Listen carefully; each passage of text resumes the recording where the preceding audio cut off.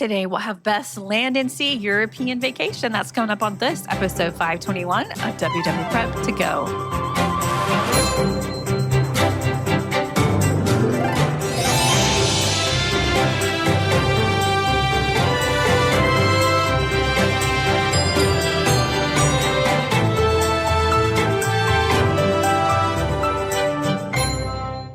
Hello and welcome to WW Prep to Go. We talk strategy and ideas for people planning their Disney trips. I am your host, Shannon Albert from WDWPrepSchool.com. Thank you for being here for episode 521. Today is another trip report with the delightful Beth, who recently did a DCL cruise in Europe, but also spent some time in some different cities beforehand. So I'll have our chats in just a minute. I did want to remind you, if you want to be a guest like Beth, the only way to do that is to submit a SpeakPipe voicemail, speakpipe.com/WWPrep2Go. And if you are using a podcast app that has links, it is linked in the show notes as well.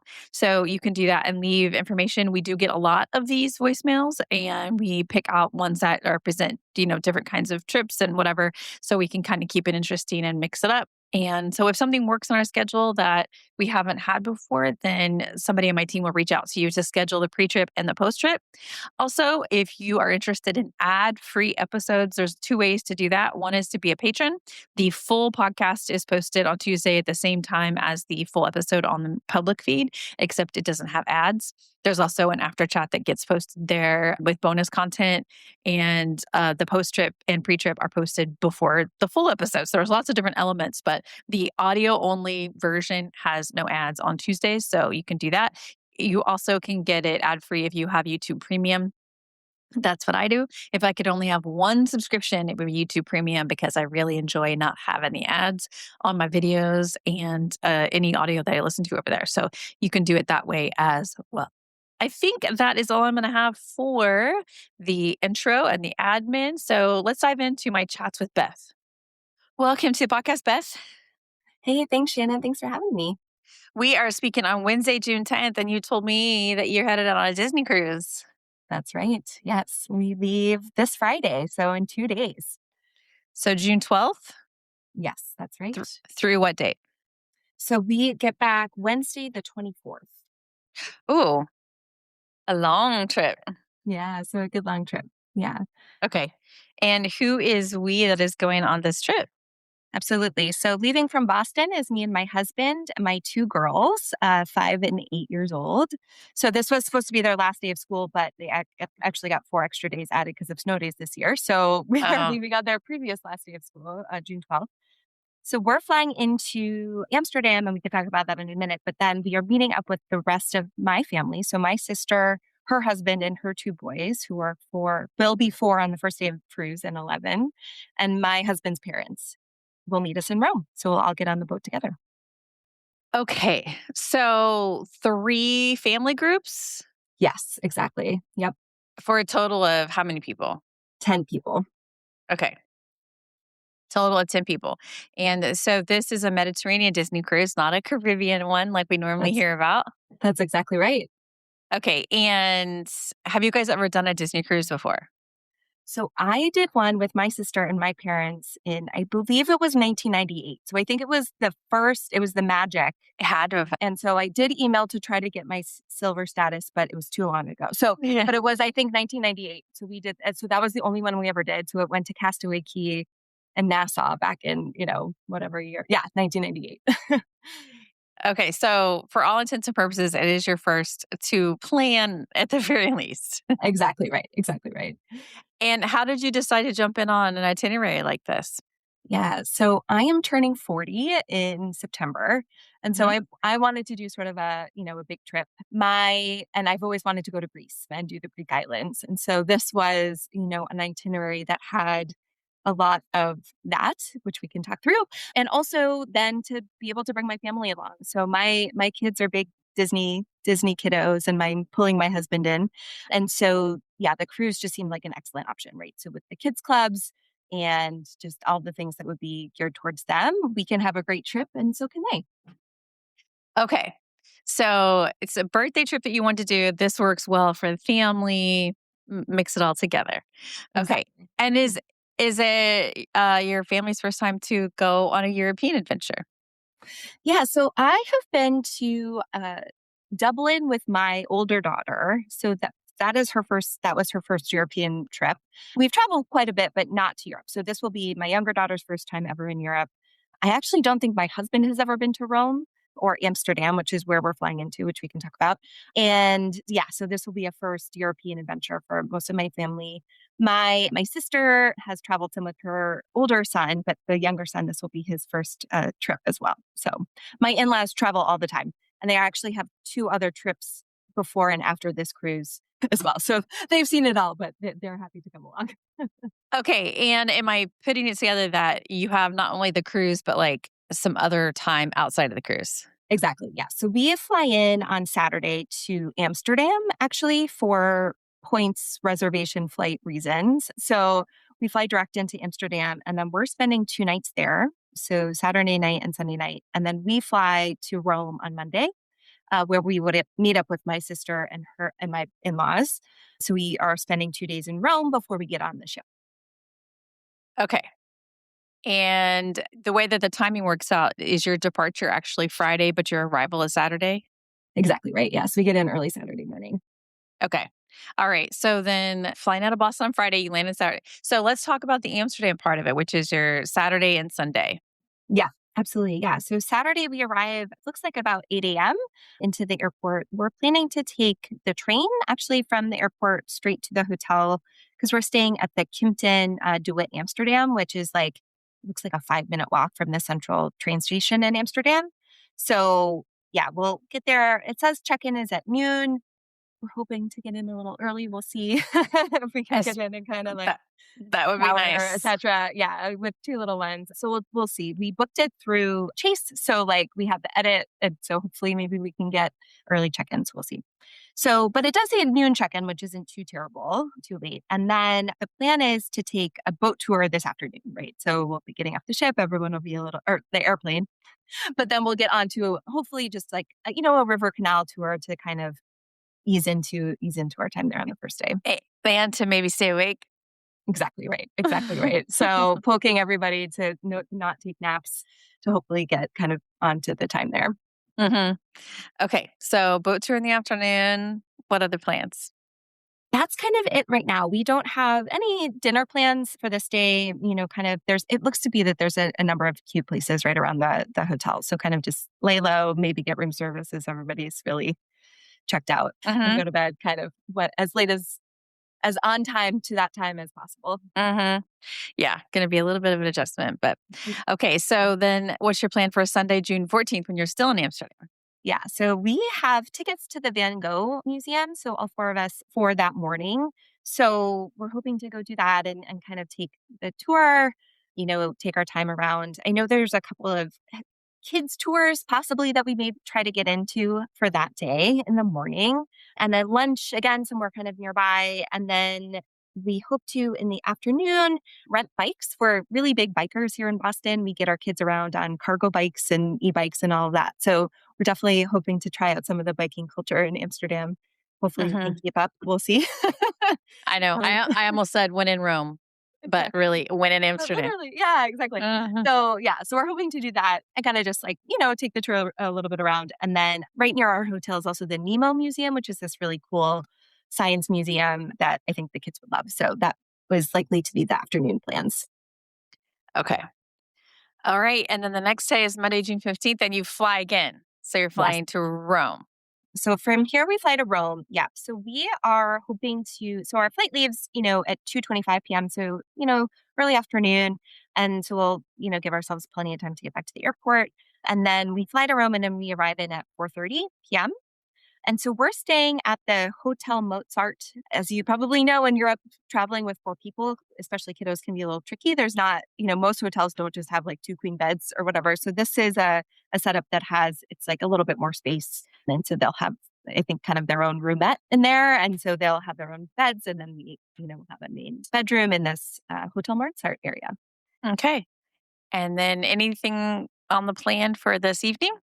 Yeah, so my sister and her boys arrive this day. So they're flying from San Francisco. So they have a quite a haul, but they'll be arriving this day. And then we're going to meet up for dinner at Da Marolino, which is a restaurant that my sister found that should be close to both of our hotels. They're staying just down like a 5-minute walk from us at a hotel called Hotel 55. So similarly, they needed to find a spot that could, have 4 people in the room. So we'll meet up with them and do dinner that evening. Okay. And then the next day is Tuesday, June 16th. You're still in Rome. Still in Rome, that's right. So I booked upon a recommendation actually from the Mediterranean cruise, and I forget the person who actually did that. She did a golf cart tour in Rome, and so I thought Mhm. that would be a great idea. It's going to be hot, it's going to be busy, and my little girls will complain if they have to walk too much if it's hot and crowded. So we booked a golf cart tour. So that will pick us up at our hotel on the morning of I think it's at like 10 a.m. on Tuesday the 16th. And then we'll take that around Rome and then have some lunch. And that's just the 4 of us. So just my husband and my girls. And then that afternoon, we have tickets to go see the Colosseum. So we will be going to the Colosseum, all 8 of us, my sister and her 2 boys, and my family. And right now I'm working on getting a guide. We already had the tickets booked, but I think for the kids, it would be more fun to have someone kind of help and explain. So going through tour by locals to try to find somebody who could do the tour for us in the Colosseum and the Forum, which is right next door. Mhm. And It yeah, is it is right next door. I've been yeah, there, and I think the thing that's mind-blowing is that they both look old, and they are from completely different time periods. exactly, exactly. Yeah, so my sister and I both took Latin in high school. So we are very excited to get back, yeah, to to check it all out and explain, the history we learned Mhm. 25 years ago. And then that evening, we will be meeting up with my in-laws because we're actually meeting up with some family from Italy. So my last name is Fiori. I'm not Italian, but my husband's side of the family is all Italian, and so they've kept in touch with the Fiori family that lives in Italy, and so some of them will be meeting us for dinner on Tuesday night. Alright, so that is your husband's Italian family, but also it's his parents? Right. So my husband, my in-laws, my husband's parents will go to dinner with us, and then a couple of the Italian Fioris who are in the area. Okay, got it. Alright, are you ready for Wednesday, June 17th? Yeah, so embarkation day. So my in-laws are sailing concierge. So they will be getting to the port earlier than us. We're trying to figure out if we could board with them or with not, kind of depending. Our we work with a local travel agent, and she was sort of like, "Yeah, if you show up, maybe you can get on the boat." So still sort of trying to figure that out. Our port arrival time is 12:45, and so I did book a van for my sister's family and my family, so the 8 of us. They have car seats, etc., to get to the port. So we'll likely just try to get to the port, I think it's at 10:40 when the car's coming, and so we'll just probably board together, the 8 of us, at about 12:45, 1 o'clock. Okay, and which ship is this? I forgot to ask. This is the dream. Okay. Alright. Okay, so embarkation day plans then, once you're on the boat? Yeah, yeah.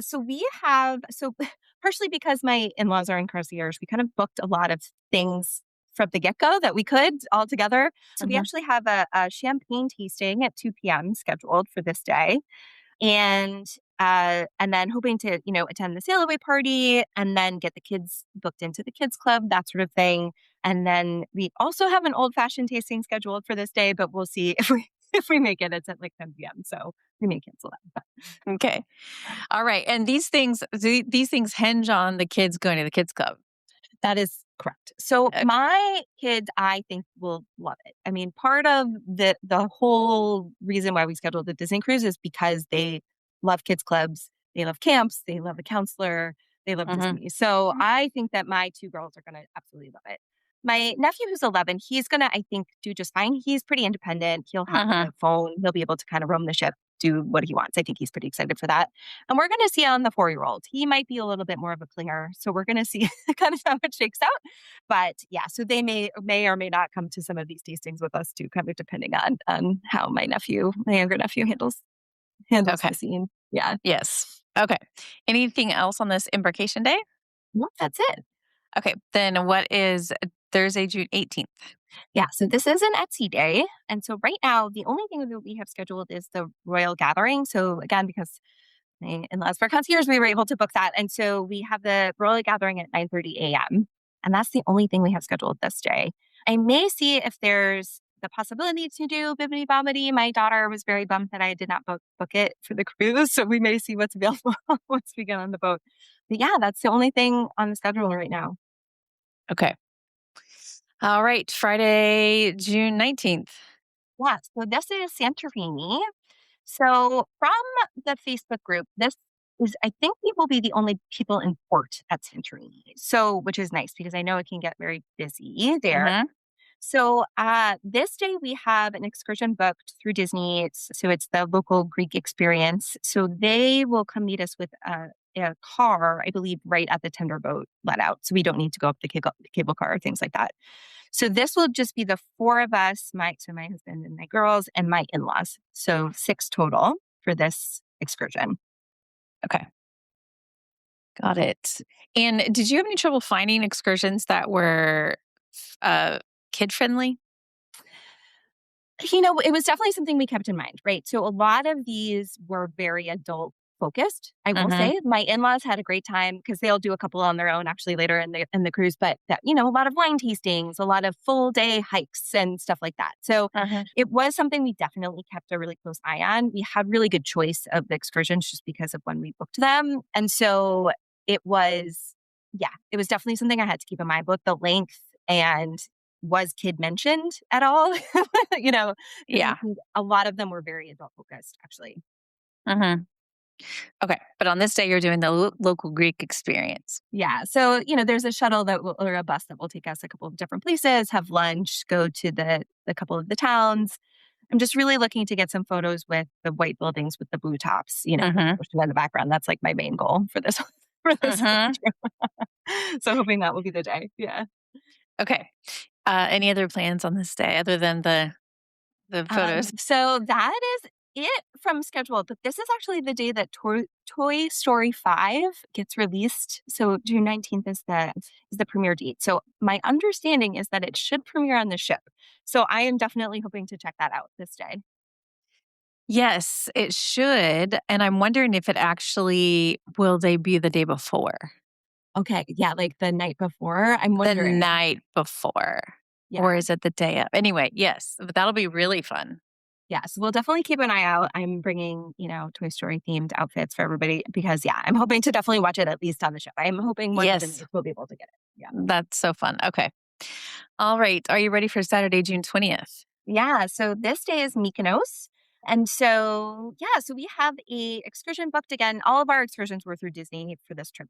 But so we have the family sail along the southern beaches, and this will be all 10 of us. So it's a, sort of semi-private, it seems like boat with lunch and drinks and snacks and kind of just sailing around. We can jump off and go swimming, that sort of thing. Okay. And then this is pirate night also. All right. Are you guys dressing up? So I have a couple of things. My husband and my father-in-law and my brother-in-law will almost certainly not. We're gonna see. My we have my daughters just had their dance recital and it was a Disney themed dance recital this year. And one of her friends was actually in a pirate themed. They were dancing to the Uma song from Descendants.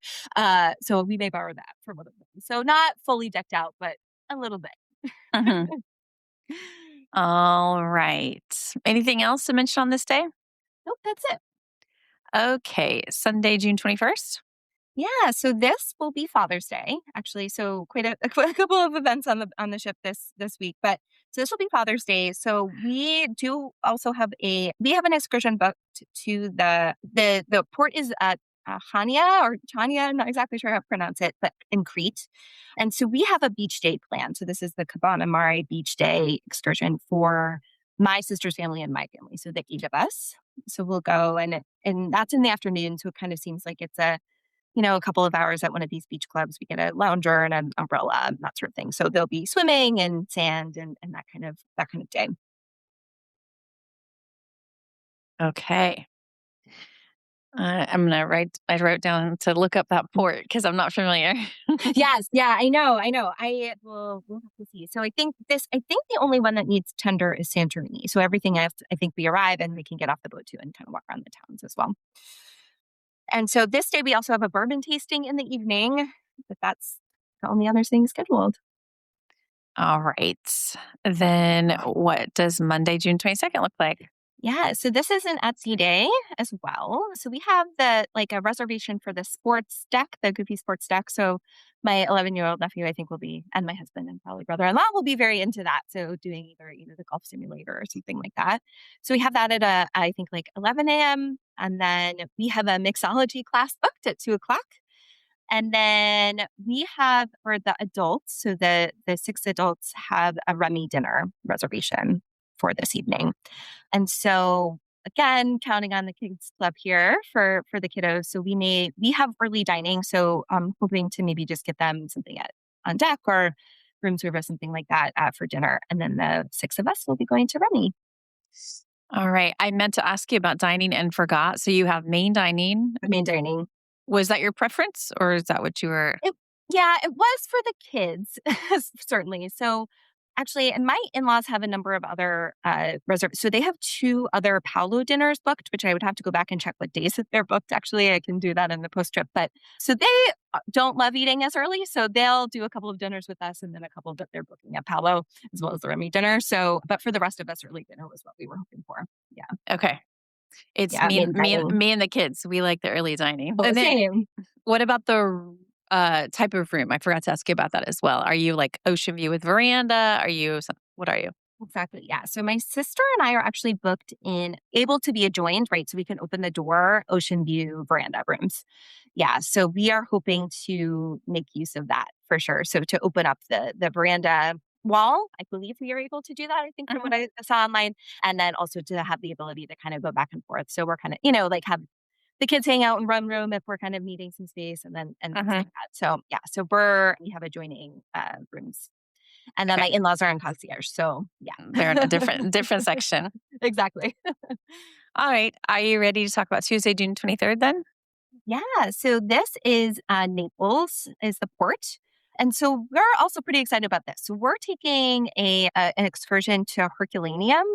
So there was a kids tour of Pompeii that was actually we were pretty excited about, but that did book up before we were able to book because my in-laws are actually not going with us on this excursion, so this will just be the 8 of us.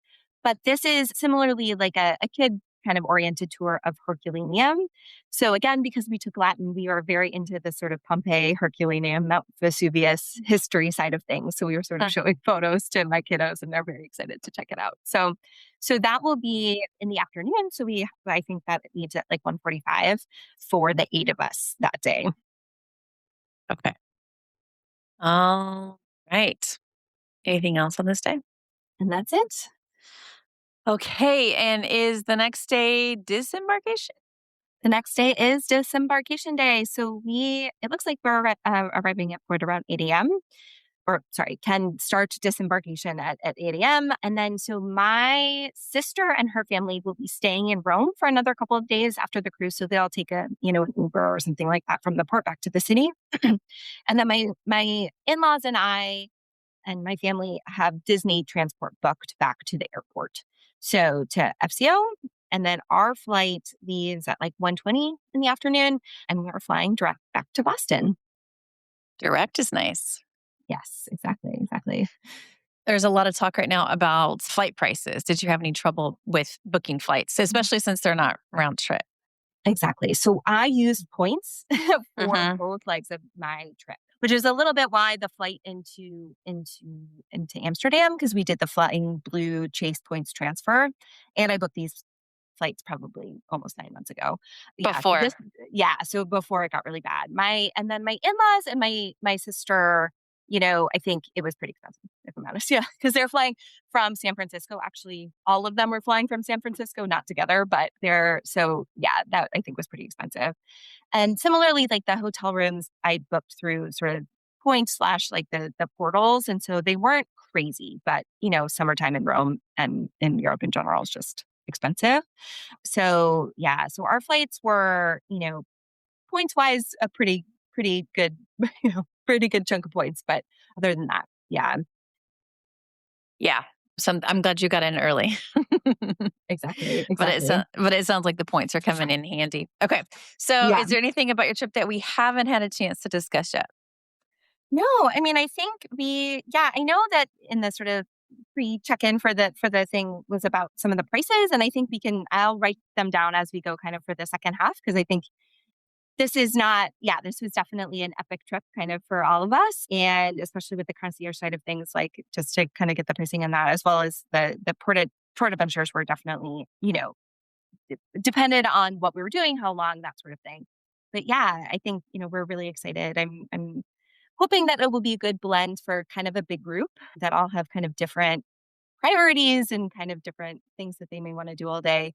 That a cruise will be really nice for that. Actually, a time to come to dinner, together for dinner and the show, but each kind of be able to do what they want during the day, as well as give my kids, some good like they're pretty good kids. I'm not too worried about them getting into too much trouble. So a little bit of freedom on the ship, especially my older daughter, right? So I'm hoping her and her older nephew and my older nephew can kind of pal around on the boat a little bit and kind of have some freedom too. Cousin time. Exactly, exactly. Yeah, they live in California, so we don't get to see them as much as I'd like. So it should be really fun. Okay. Well, I made a Yeah. note to ask you about costs during the post trip. So Okay. I hope you have a fantastic time and I'll talk to you in a couple weeks. Yeah, sounds great. I'm looking forward to it. Welcome back from your trip, Beth. Thank you.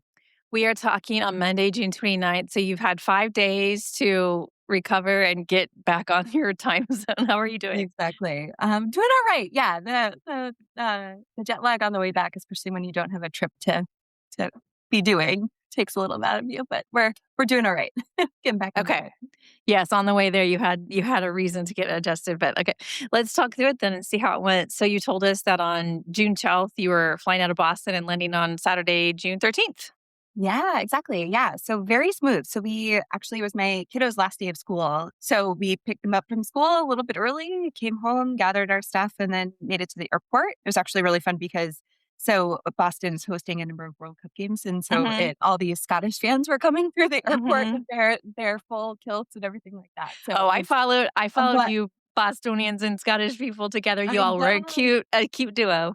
Well, the Tartan Army, which we missed a little bit of because we were in Europe Mhm. while this was all happening in Boston, but it was very fun to see. And so, yeah, so made it to the airport, no problem, no delays. We got a little lounge time, got some dinner, things like that before the flight. So it was red eye. The kids actually slept really well, no Mhm. delays, things like that. And then, yeah, we arrived in Amsterdam the next morning on the 13th. But did you sleep?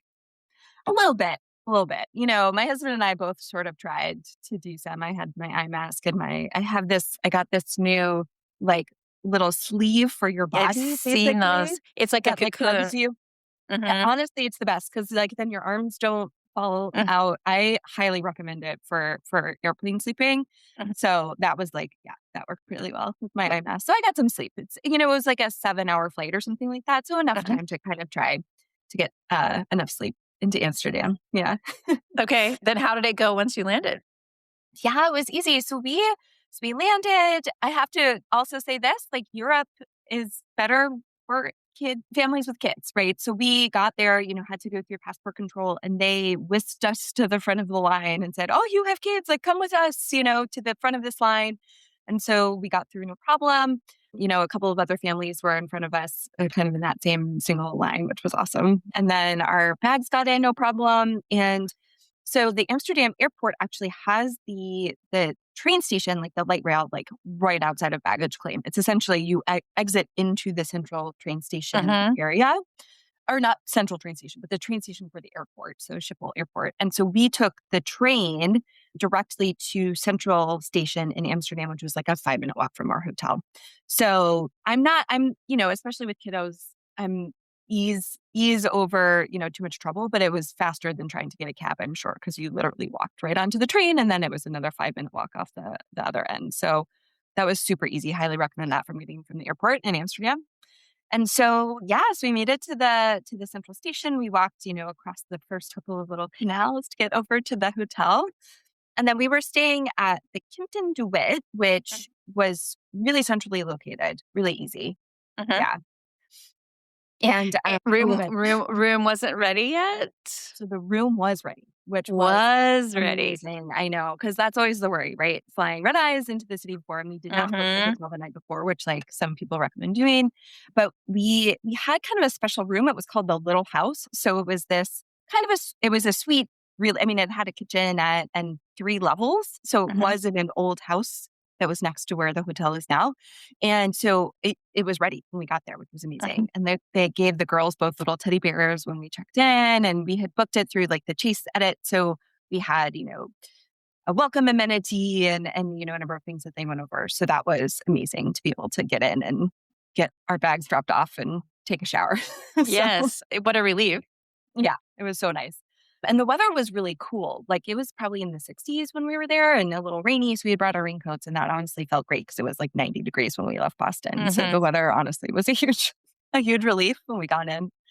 And so, yeah, so they were very sweet, had little gifts for the kiddos. And then we napped just a little bit, tried to keep it to an hour just because we knew we were trying to get on, but we needed a little something before the rest of the day.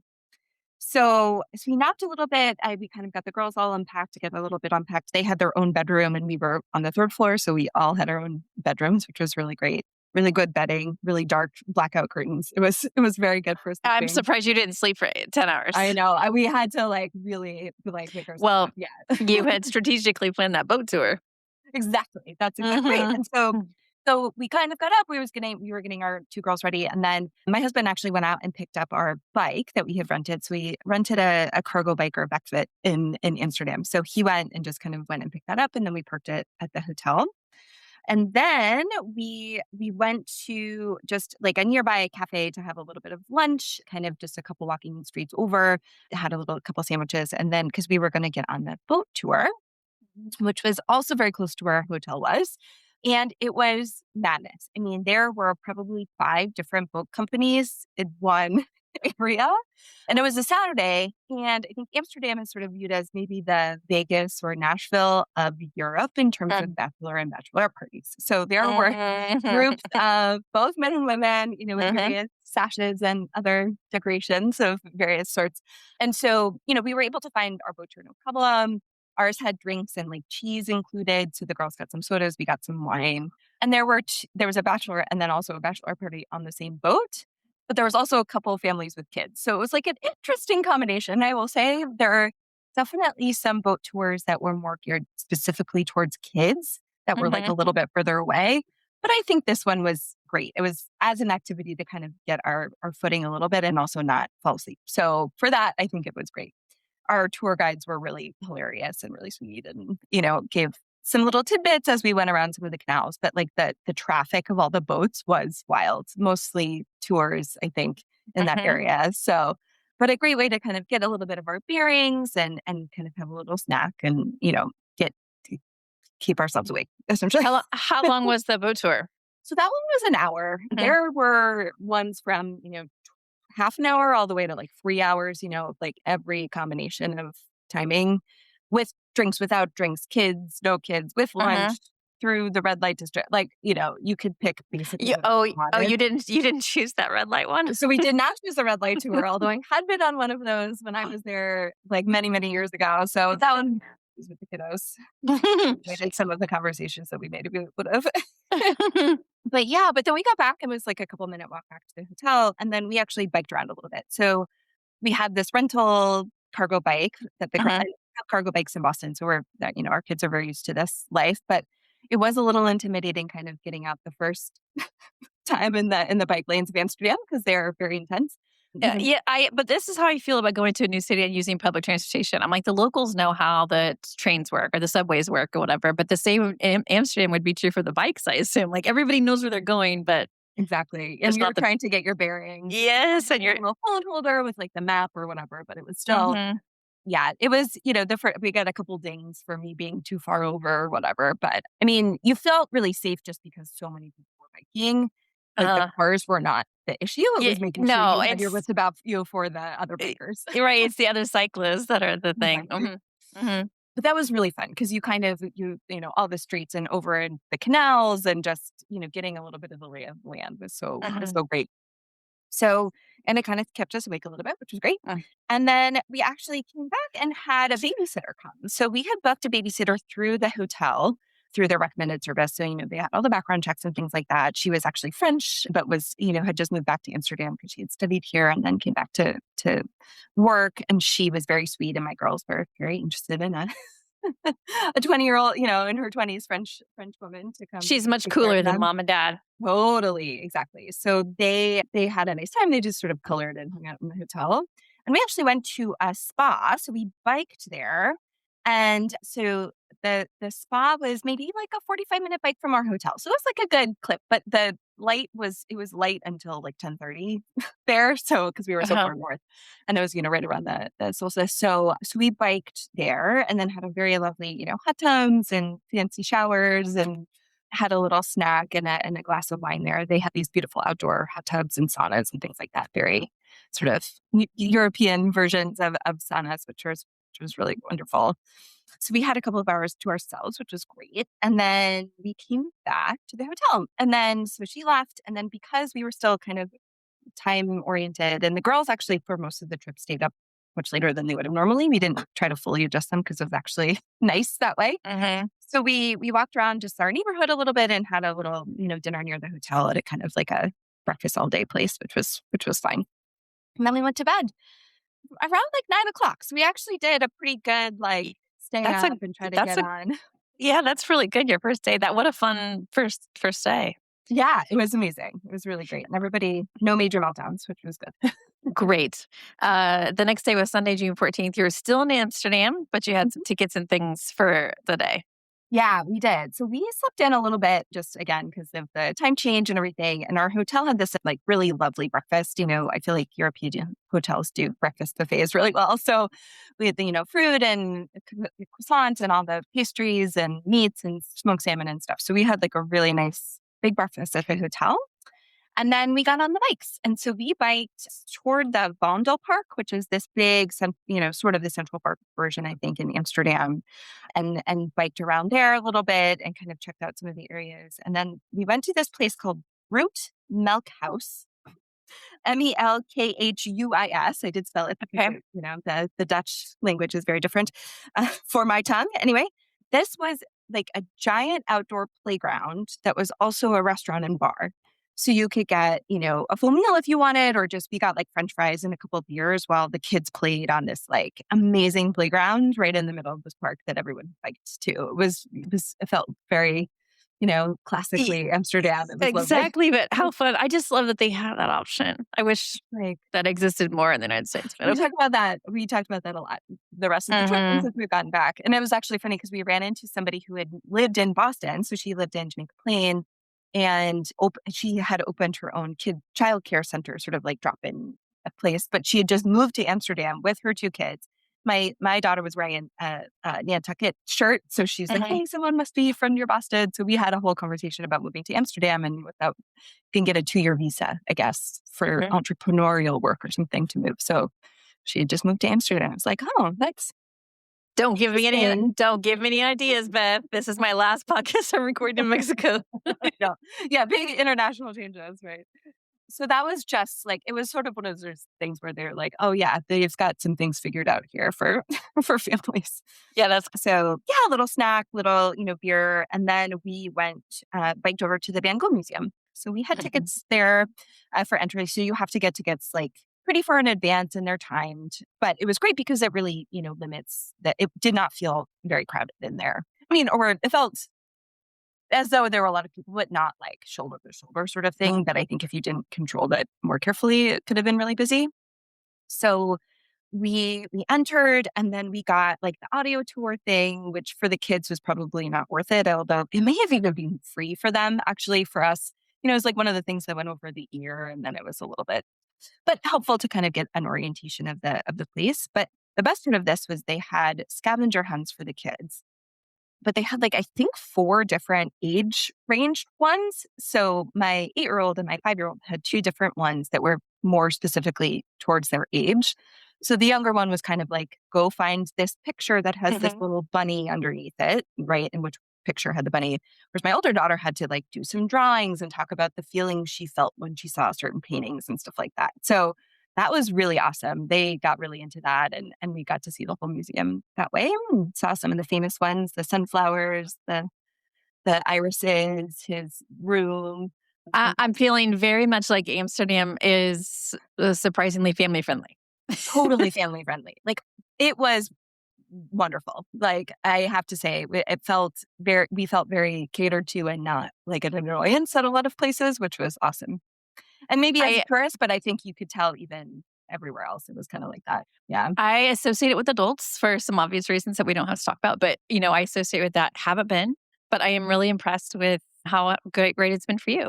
Yeah, absolutely. I mean, I think, certainly those aspects are still there, but Mhm. I think, in general, those, they take it very seriously to make certain things family friendly. And there's Mhm. certain things not, and they kind of make it very clear, Great. But I which mean, is good, that's amazing. Yeah. Amazing. Yeah. So awesome. So after the Van Gogh Museum, we kind of biked back. We stopped at a little Aperol Spritz. The spritzes will maybe be a theme for the rest of the trip along the canal, and kind of like had a little time watching the boats go by and waving at all the tours and stuff. And then headed back to the hotel, kind of got changed. And then we took actually the light rail over to Western Amsterdam, which is where our guide earlier in the day, yesterday had said, like, that's where all the good restaurants are. And go check that out, get out of the touristy area a little bit. So we took about a 45-minute light rail and then about a 15-minute walk kind of into this big park overlooking, I was looking a little bit, it's a artificial lake, so they had built it, but it was this restaurant called the Boathouse, I guess, that was overlooking the water. And it was sunny, but like 65 degrees. And there were, again, many kids there. They had games and coloring, and it was just beautiful. It was really an awesome kind of, you felt very much not in a touristy place. It felt very much like part of the city, which was really cool. And then we took an Uber from there back so this was the first night that the Netherlands played in the World Cup. So my husband was very interested in trying to kind of get some of that local culture. So we went to he kind of Googled best place to watch, World Cup game. And it was this place called Boom, which had this huge outdoor patio, like multiple different areas. Everyone was wearing orange. We got in there early enough that we were able to get a table and kind of had a drink and a couple snacks, and got to kind of see the scene a little bit. So my daughters and I headed back home in Uber, and he stayed through the end of the game and made friends with a couple of people from Japan who were there because they were playing Japan. And then he had a really great time out that night. So he made it back to the hotel after us. I love that. It's so hard in the United States. It's just not quite the same enthusiasm, but in those countries, Totally. so Oh much my fun. gosh. Everybody was decked out head to toe in orange too. It's that bright orange, which is Mhm. really fun, kind of like, you can definitely see it from a mile away. So Mhm. that was a really cool kind of like special experience we wouldn't have gotten if the World Cup had been happening. So that was really fun. What another fun day. Yeah, If your trip was over, I'd be like, "Well, that was great." I know. But there's a lot left. There's still a lot left. Yeah. So, the next day was Monday, June 15th, and you were flying to Rome. Yes, yes. We had a slow morning, packing up, just kind of getting everything ready. We had kind of like distributed the stuff all over the 3 floors of the hotel. So we were trying to make sure we didn't miss anything. So we had, just breakfast again at the hotel. And then Chris returned the bike back to the rental place. So we used black bikes, which was all over the city. I mean, the rental bikes were everywhere you turned, but these were the special one that we got that had like the back fit, the front cargo bike. So he walked a little bit to return that. And then we just took the train back to the airport again. It was that 5-minute walk to the train station, and then you are right in the airport when you come on the other side. So super duper easy. And then because we were in Shenzhen, flying within Shenzhen countries, we didn't have to do passport control again, which was amazing. So we were trying to, get our luggage tags. And again, somebody found us and said, "Why are you waiting in this line? Come to the front with your children." And they put us in the front of the line to check our bags. It was kind of this felt like pixie dusting, but just in the world of like, Mhm. you have to wait in line. I was like, oh, okay, that's probably best for all of us. That's So a light. They're light. You're lightning. exactly, exactly.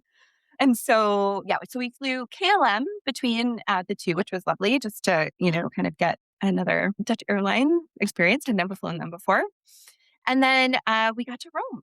We did go through passport control in Rome. So there's, I think, a sort of a new European process for this where when you enter and exit, at least in Italy, you need to show your passport. So this was interesting on the way out. We also had to do a passport check on the way out of the airport, which is a new thing for me, or, when you were leaving.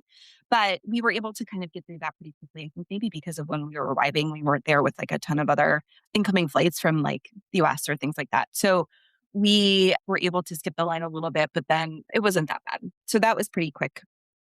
And then we took the hotel or a taxi we just got a taxi from out front.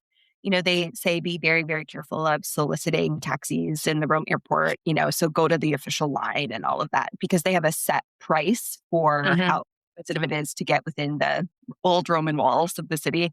And so it was €55 for all of us to get into the city, which actually was not bad at all.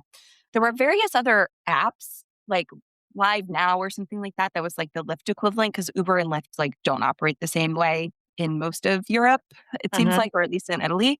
But so we just took regular taxis actually most of the time. They did not prefer you to pay with credit card. And some of them would say, oh, my machine's broken. So definitely be prepared to have cash. I think they have to take credit cards, but But at what point did you get cash?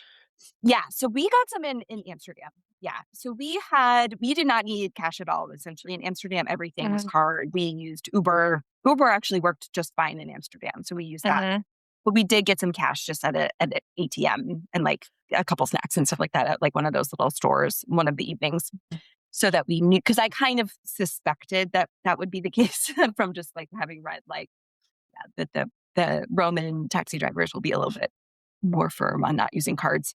So we got some cash for that, which was good. Yeah. And so we made it to the airport. To the hotel from the airport. So we stayed at the Hotel Mozart, which was relatively close to the Spanish Steps. So pretty centrally located. We didn't do a ton of walking around, which I'll talk about, but partially because it was really hot. I mean, it was probably in the 90s. I was waiting for that because I've been hearing all about the heat wave.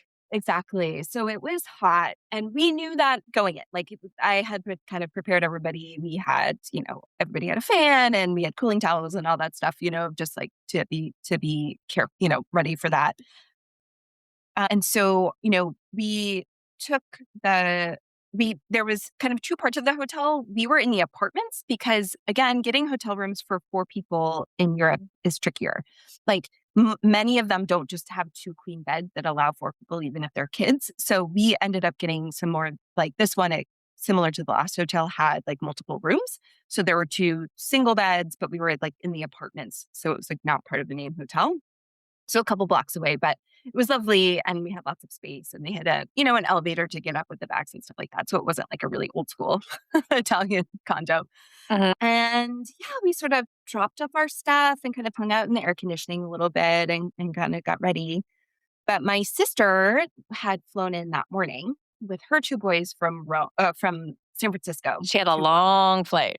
So their flight was like 11 hours. And so they made it. They did all right. So that first day, well, at least my nephew was 3.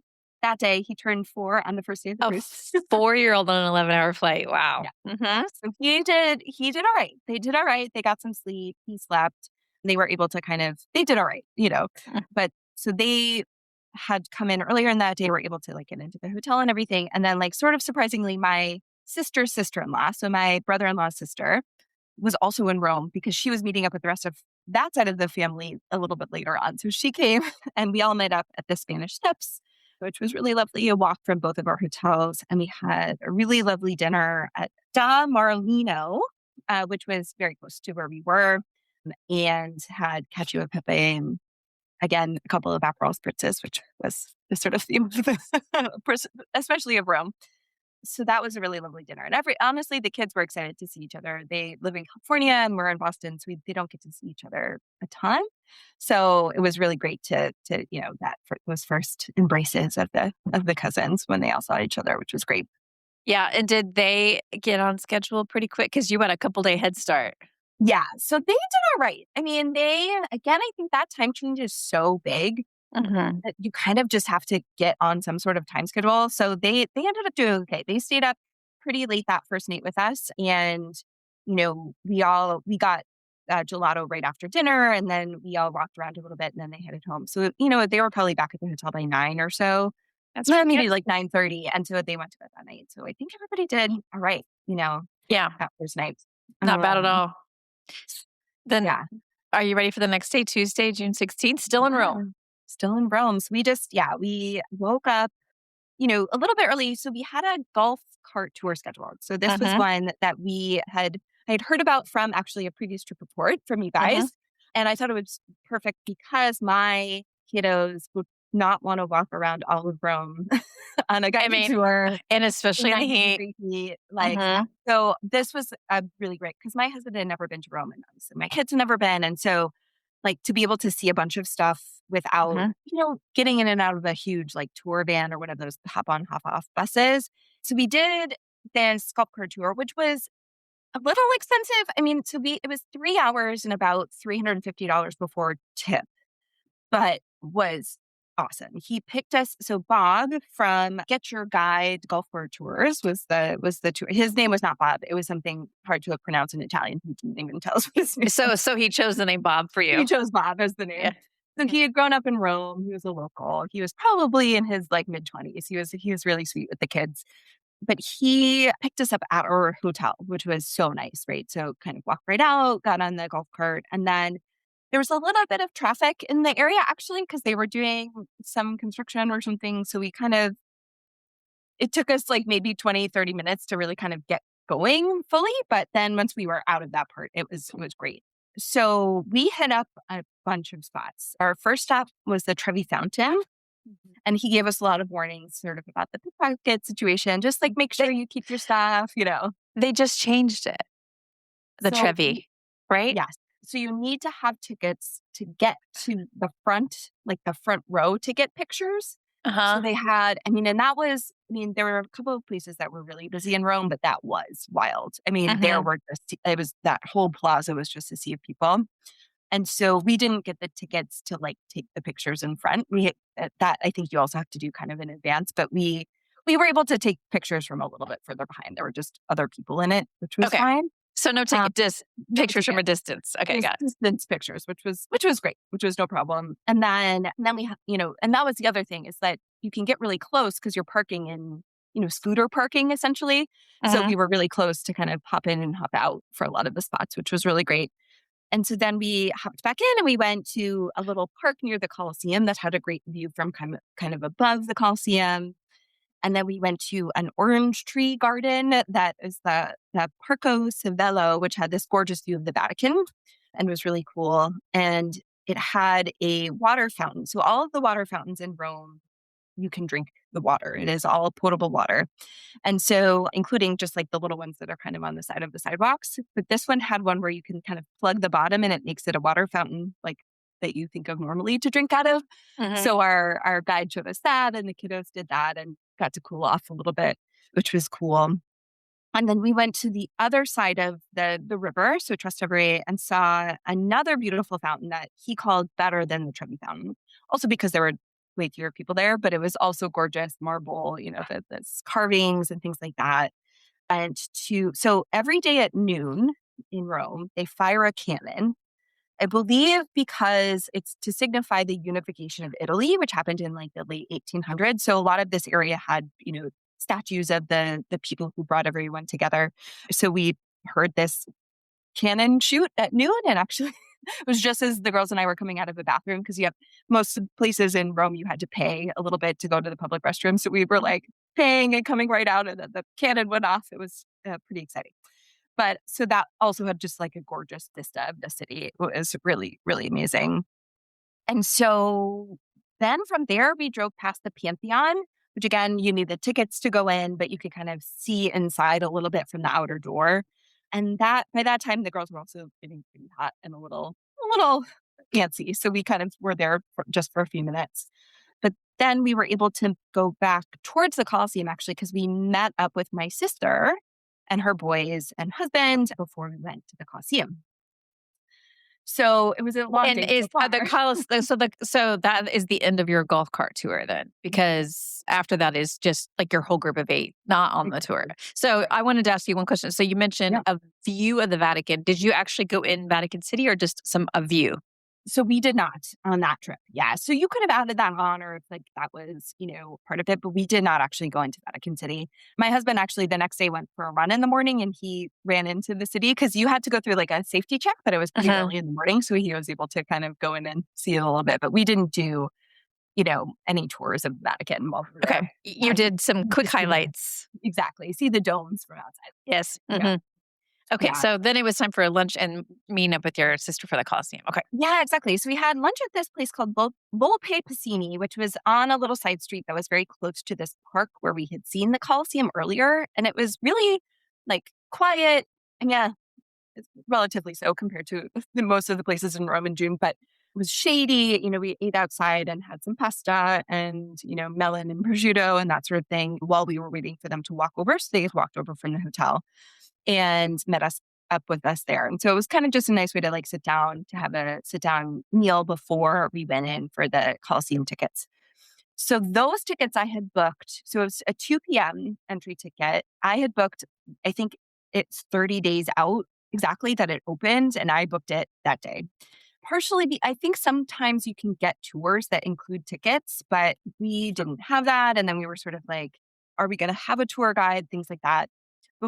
So I just booked the tickets and actually I think that was the best way. So we all entered and actually the entry process was quite smooth. Do you Oh know yeah, if your ticket prices were different than European ticket prices? that's a great question. I had no idea. I booked it through the official Italian website, the Mhm. Parco Colosseo Mhm. website, or as far as I could tell was the official website. I was trying to Mhm. cross reference because there's like, when you search Colosseum tickets, there's like 16 different Yes. websites that offer them.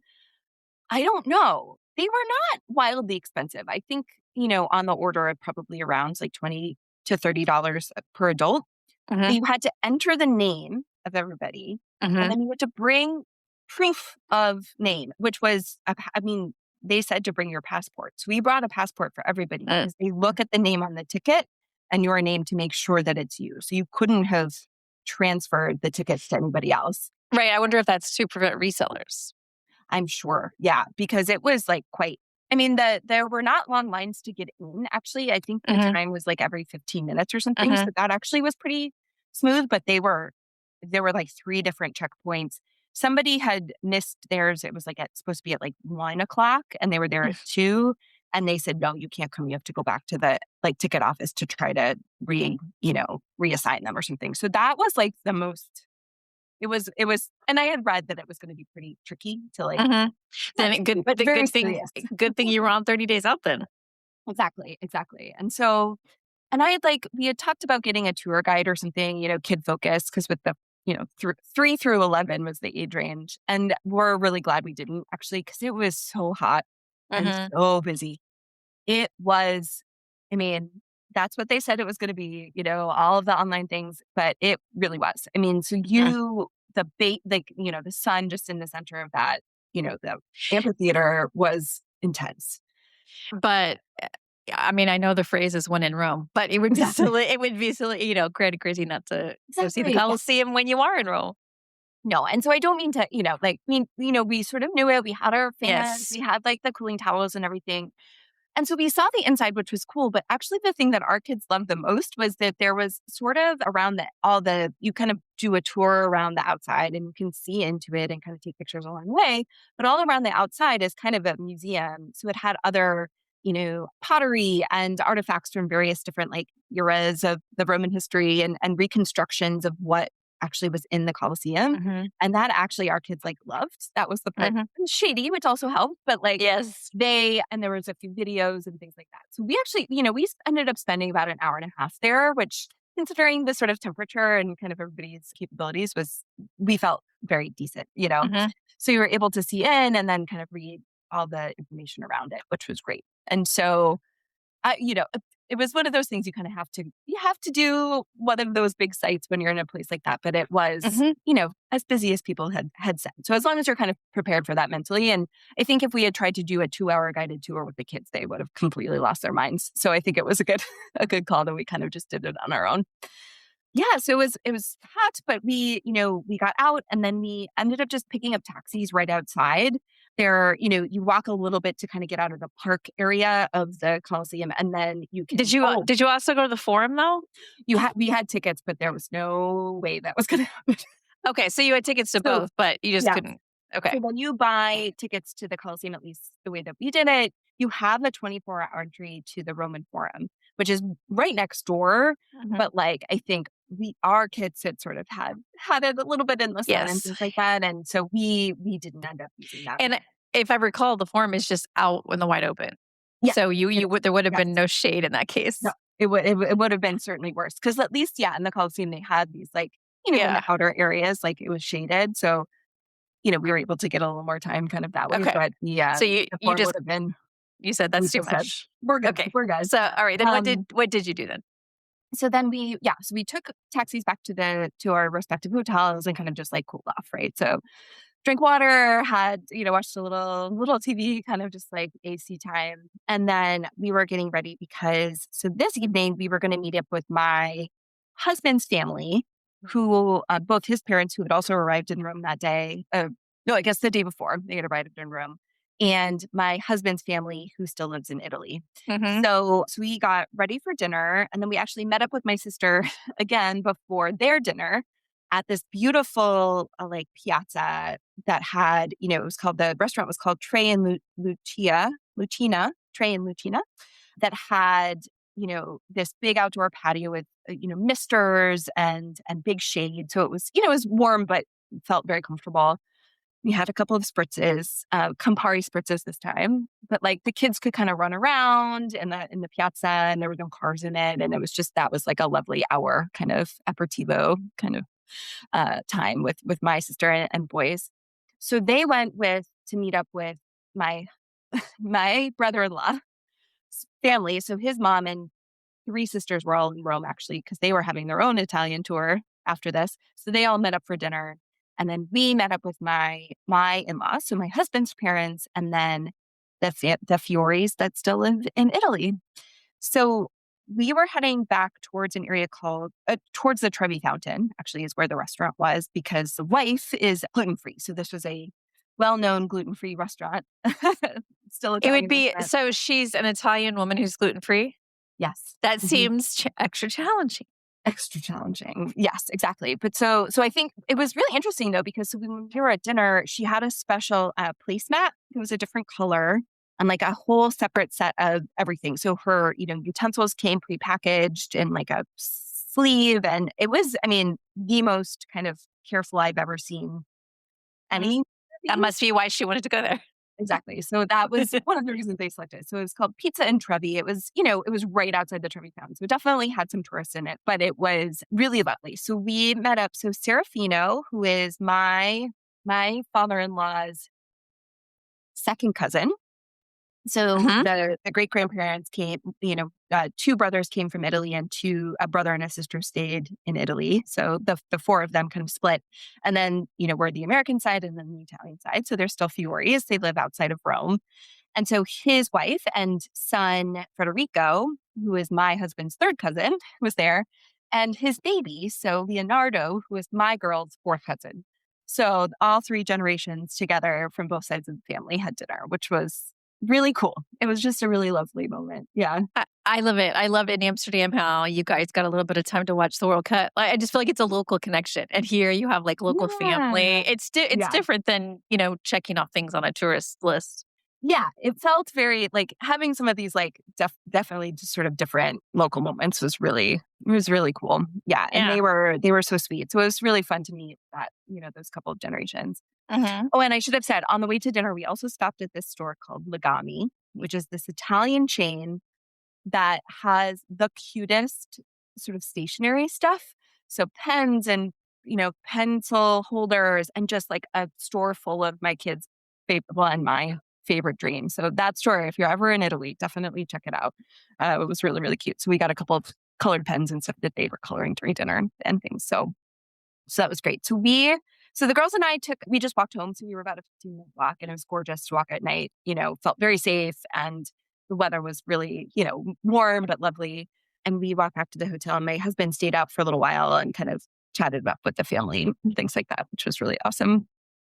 So yeah, so that was Sunday. No, Tuesday. Tuesday. Yes. So then we all kind of went to bed because we had a big day the next day. Yes, the next day was Wednesday, June 17th, and it was embarkation day.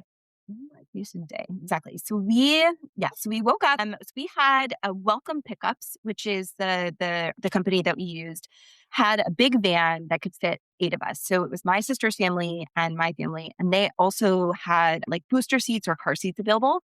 So we actually had 2 boosters for my girls, and then they had a car seat for my nephew. So they came right to our hotel, loaded up our stuff, and then we went to my sister's hotel and loaded up the rest of the stuff. So all 8 of us were in this big van, and we were off to the port.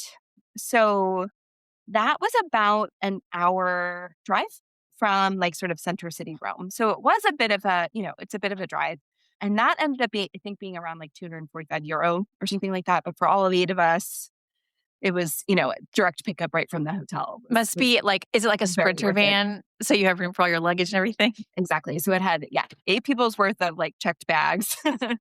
And we all had so that was like just totally worth it. And so he, drove us through the city, and it was about an hour. And then I had booked it kind of earlier maybe than I needed to, because we got there around noon. And I have never done embarkation. I mean, so I'd been on one cruise, as I mentioned, a long, long time ago. And it was a very different world back then. So I was not really totally sure what to expect, especially because it's a different port than a lot of other research that you do. So we were the only ship in port that day, I believe. And so we were also just a little early for port arrival time. I know it tells you port arrival, but also 12:45 was your official time. It was our official time. But I gotta be honest, I would have arrived at the same time as you, because you don't know about traffic. Sometimes they do let you in early. You never know. Exactly. And so we like kind of unloaded, and because for whatever reason the situation was that he dropped us off literally right in front of the doors, of the port. And then this DCL employee came over and said, "Oh, do you need help?" And we're like, "Sure." And because the bag check line was like all the way around the corner, but he was like, "Oh, do you have your tag?" And we were kind of getting them on. And then he just took our bags and put them on the cart, and then was like, "You're done with this part." We're like, "What?" Okay. So find a guy with a clipboard when you're getting off your bags, because we otherwise would have waited. I mean, it probably would have made sense to get there at that time if we needed to wait to check our bags. But then we kind of had our bag checks, and we kind of hung out. I think I'm more confused at the people that didn't do that, because that's so convenient. I just didn't. It was not clear that it was an option. It just sort of happened. They were like, "Oh, well, now I know if I ever do this again, like exactly what to look for when you're going in."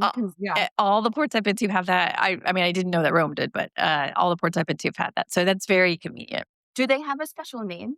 Should I be asking for the luggage porter? Okay, yeah. And we tipped him, but sure, always have a tip, sure. But I was but you don't. That's €5 I paid, yeah. Exactly. You don't have to worry about it now. Exactly. So then we were kind of milling around. We were sort of trying to figure out exactly what this situation was in terms of, could we get in early? Could my sister, whose port arrival time was a little later, come in with us? Like, what exactly was going on? But they had, people with the signs of port arrival, and then it seemed to be about like 15 or 20 minutes before your actually port arrival time did they come let you into the first part of the room, because there were several lines after that. But we got in. So my sister ended up staying outside for a little while after us, but we got in the first line and then waited probably another 10, 15 minutes to then go through the first security check and kind of, checked your passports, checked your port arrival, boarding passes, things like that. And then we went through another line that was the security line that actually did the checking of your carry-on bags. And then the final thing was the check-in process, which was upstairs, where they officially sort of the DCL people checked you in. So my daughter was like, "Are we in the last line?" And I was like, "Definitely." And then there was one more after, and I was like, "So sorry." My husband's like, "Why do you promise no more lines?" It's like having so many pre-shows on a ride. It's like, are we getting on? Are we getting out? Well, whatever. What's next? What's next? Mhm. And everybody's just so anxious because Mhm. we saw the boat when we were driving down. Mhm. Everyone was gonna, my sister asked me, "Oh, are you getting your Disney feels?" As I was coming into the boat. I was like, "Yeah."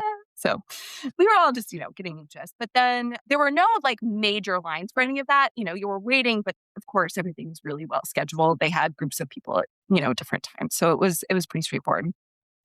The other thing that I'll just mention, so they recently changed the alcohol policy on Disney Cruise Line, where you Mhm. used to be able to bring like 2 bottles per person or whatever. So we had brought on wine. We'd gotten some in Rome, and we accidentally ended up with 3 bottles. And my sister ended up with one just because of when we were sort of passing everything up. They did not see or nor mention to us that that was the case. So just to say, I don't think they're like watching it as closely, at least in Rome anyway, but I don't know if that's the case at the other ports. But like if you're not trying to like really, really buck the system, I feel like it was okay. But we got through with 3, you know, with no problem. They didn't even mention that we had wine. Really. It was just, right through. Mhm. And so then, yes, we did the check-in, the official thing, walking down the gangplank, and my husband had forgotten his hat at the security check. So we had to wait while he ran back and they took a picture and brought it up to him. And finally, we were there, taking pictures of the front of the boat from the port. And as we were walking on, my daughters had both Duffy cruise line bears that we had gotten from an exchange here in Boston. Of another family had gone on a trip, and one had Minnie and one had Daisy. And Daisy was actually on the deck, looking out and waving as everyone was coming on. And so my daughter held up her Daisy, and she was like, "That's me!" To the heart, and it was so excited to see herself out there. So that felt like a really sort of perfect welcome onto the ship of like, we're officially in Disney's embrace again. Mhm. And so we had our names announced, when we went on. And then by this time, it was sort of like getting closer to like that 1:30 time. So we went to Cabanas, had a little food, and then it was 1:30 when the rooms, were open. So we went right after, we just got a little lunch and then dropped off our bags. My sister's room was right next to ours and connecting. So we heard them coming in. They were just a little bit behind us. And so we knocked and, got to see the room and everything, which was awesome. And yeah, we kind of just like that first day, I feel like is a little like, there's so much to Mhm. do and see. And so we kind of walked around a little bit, kind of got the room set up a little.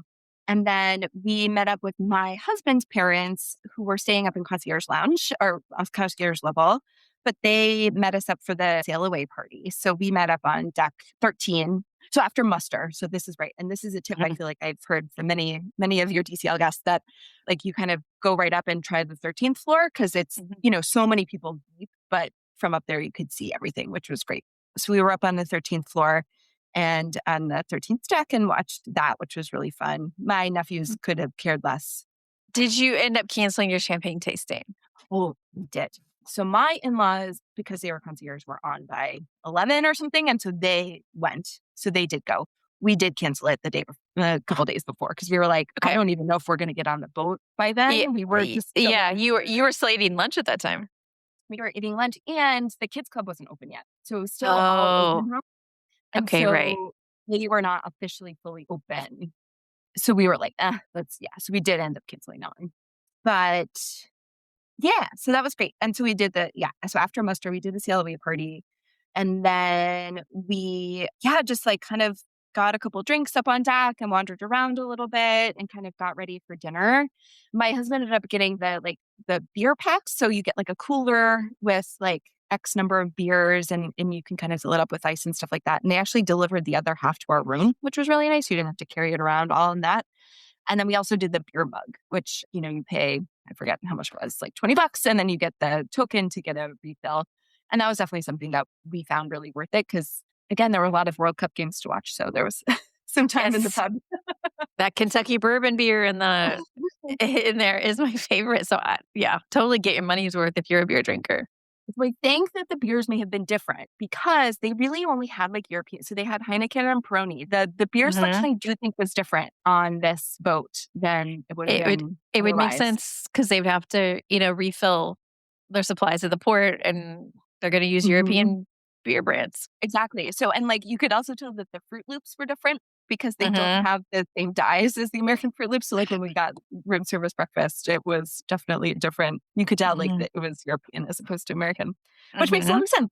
It does. Um, and so yeah, so we went to so our first dinner was at Royal Palace. Okay, and our waiter was Dillard, and our assistant waitress was Nicole. Dillard was from the Philippines, and he was the best. Okay. Absolutely, hands down wonderful guy. So So, people are always asking what service to request. So Dillard and Nicole. yes, yes, on the Disney Dream, they were just he was just the perfect speed. We had a lot going on, right? So my in-laws are in their early 70s, and like to, travel and have nice dinners and have nice wine, all the way down to my 3 just turning 4 nephew who like, only eats So chicken fries, as he is said. that 10 people at your table then? 20 people at our table. So Okay. we actually were at this big, giant round table right in the center of the dining room, right under the chandelier, like the central chandelier, which was like kind of a cool place to be. Honestly, it felt Hmm. very like, you know, we were kind of in the middle of all the action. And so he was perfect speed, really great recommendations. I was so amazed at how quickly, in a good way, the dinners went generally. Hmm. Like, getting the drinks, getting everything ordered and going through. I'm not sure if that's because it's the early seating that they really want to get people through the Hmm. meal so they're ready for the next one. But, with I kids, think it's that could nice. be part of it, but I think a lot of it is that they're so used to kids and they Yeah. know that you got to keep it moving. Yeah. And so, my older nephew ordered off the adult menu, and then my daughter she went back and forth. She wanted to be like a big kid, but then also just wanted Hmm. the cheeseburger. So she was great. And then yeah, so dinner was lovely, the great first meal. And then that first night was the Golden Mickeys. So the no, that's a lie. Sorry. That's the next day. Just kidding. This night was Jack's birthday. So they sang he was me and my younger nephew getting sent to, honestly. But they were very sweet, and the head server came over and did, the whole thing, which was awesome. And then went and watched a little World Cup at the 687, the pub that's in the district, the adult area, which was great. Like we spent actually kind of a lot of time in there because it had windows to the outside. So it didn't feel quite as like in the middle of some of those bars down there. And they all had TVs that were playing the World Cup. So that's where we went and watched a little bit before we went to our old fashioned tasting. Yeah, 10 o'clock at night. So what were the kids up to during that time? So my dear brother-in-law went back and hung with the kids. So his kids went back with him, and they, were sort of getting into bed watching a movie. And then my girls, I think, were pretty much asleep by the time. Yeah, we kind of put them down and then had kind of just let the door open in between. And so Yeah. he was there. We Listen, would have left them it, probably, but yeah. Well, I always thought you might say not kids this week. kids Yeah. clubs. There's different options, but I mean, this is a perk of having, a group and connecting rooms specifically. Exactly, exactly. And so it was, yeah. So and then he was like, "Oh, maybe he had actually booked it, and we were Hmm. going to kind of try to figure out what we were going to do. And then he's like, "Oh, I'm just going to," and he was like, "I laid down on that bed and I was not getting up anyway." So yeah, so the kids were all kind of set. And then we did the old fashioned tasting at the Meridian bar, which Hmm. was awesome. Hmm. The bartender, whose name I'm completely forgetting now, and I didn't write it down, which was my fault, but he was the head bartender at Meridian on the Dream, Hmm. was awesome. So we had 6 different old fashions. They were Wow. smallish pours, but still a very significant amount Hmm. of, you know, and so we had pre-made them all, and then we added ice right before we had them. And he was explaining all about both the main liquor that was used, as well as like, he had bourbon smoked sugar and like all the different cherries he liked. And, so it wasn't a class in the sense that he was like having us make the cocktails, but we definitely got a lot of information about them, which was really cool.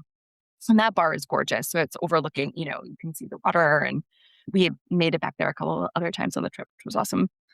And so they had the 6 different types of liquor for the old fashions. And so one was gin, One was obviously bourbon, one was rye, and then one was mezcal, actually, which was my favorite one. So it's just really interesting samplings. And then my sister, we drank some of my brother-in-law's extras, and she brought a couple back to the to the room for him to have later.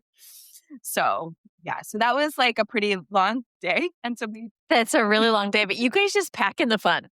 oh, it was yes, it was my husband and my in-laws and my sister, they all like to do activities, so that will continue to be a theme for for the rest of the trip. Okay. Um, Well, that's a fun embarkation day, but your next day was yeah, Thursday, June 18th, and it was a day at sea. You still had some things planned, yeah. but So it is. maybe not quite so go, go, go.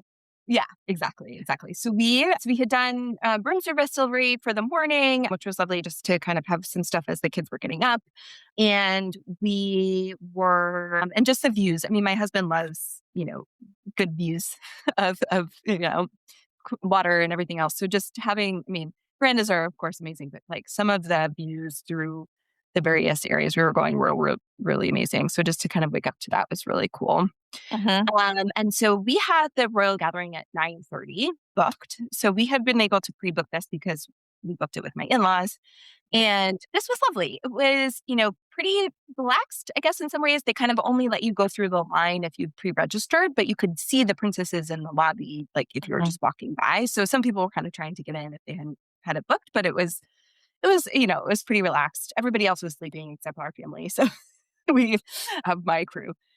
So we did that, got some cute pictures. They had a lovely time.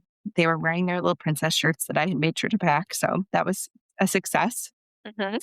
And then it was that was the one main thing we had planned for the day. And so Mhm. it was pool, wander. My younger nephew and my younger daughter just spent all the time in the pools. They were just there for hours and hours, which was great because they would kind of go between the deep pool and then the Mickey pool, and then there was like a little water fountain area. They would just kind of hop between the three, and then they had the little water slide. So they just spent the whole day kind of pretty much doing that, which was great.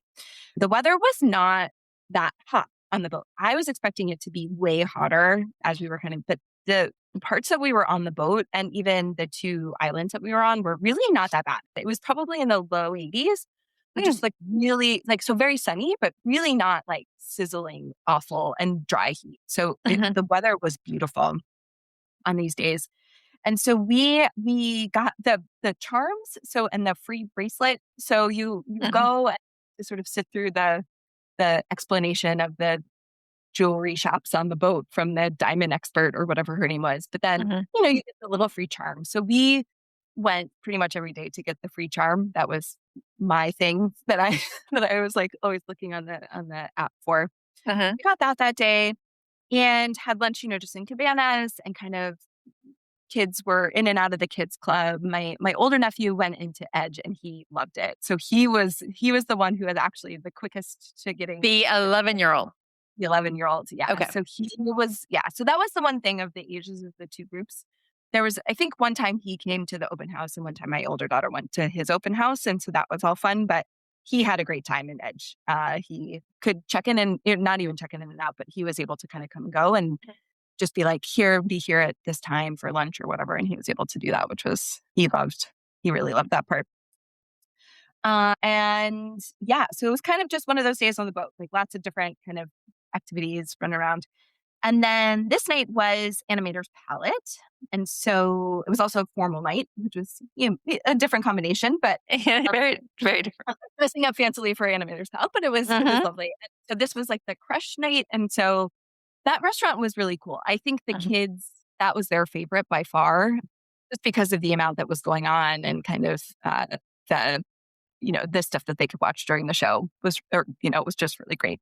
So we had dinner and it was very lovely, very easy. My in-laws, I believe, this night they had gone to Palo, so they were not with us for this evening, I believe, and or maybe that was the next night actually, but it was a pretty chill. And then my family and my in-laws went to the Golden Mickeys. So my nephews are not huge into either stage shows, no characters as much as mine. So I think my son went to my older nephew went to the kids club and my younger nephew I think they played mini golf And so they did that while we went to the Golden Gate, which was really fun. Yeah, a really great show. Honestly, I wasn't sure what to expect for some of the ones that weren't like an actual story, but it was really fun. And they're not too long, which is also Uh-huh. kind of nice, especially for kids. It's like an hour, which is like very doable, I think, for a wide range of ages.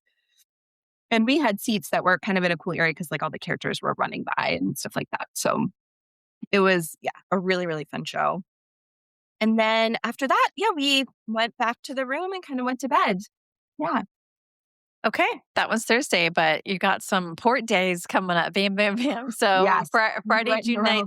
Friday, June 19th, the Santorini Day.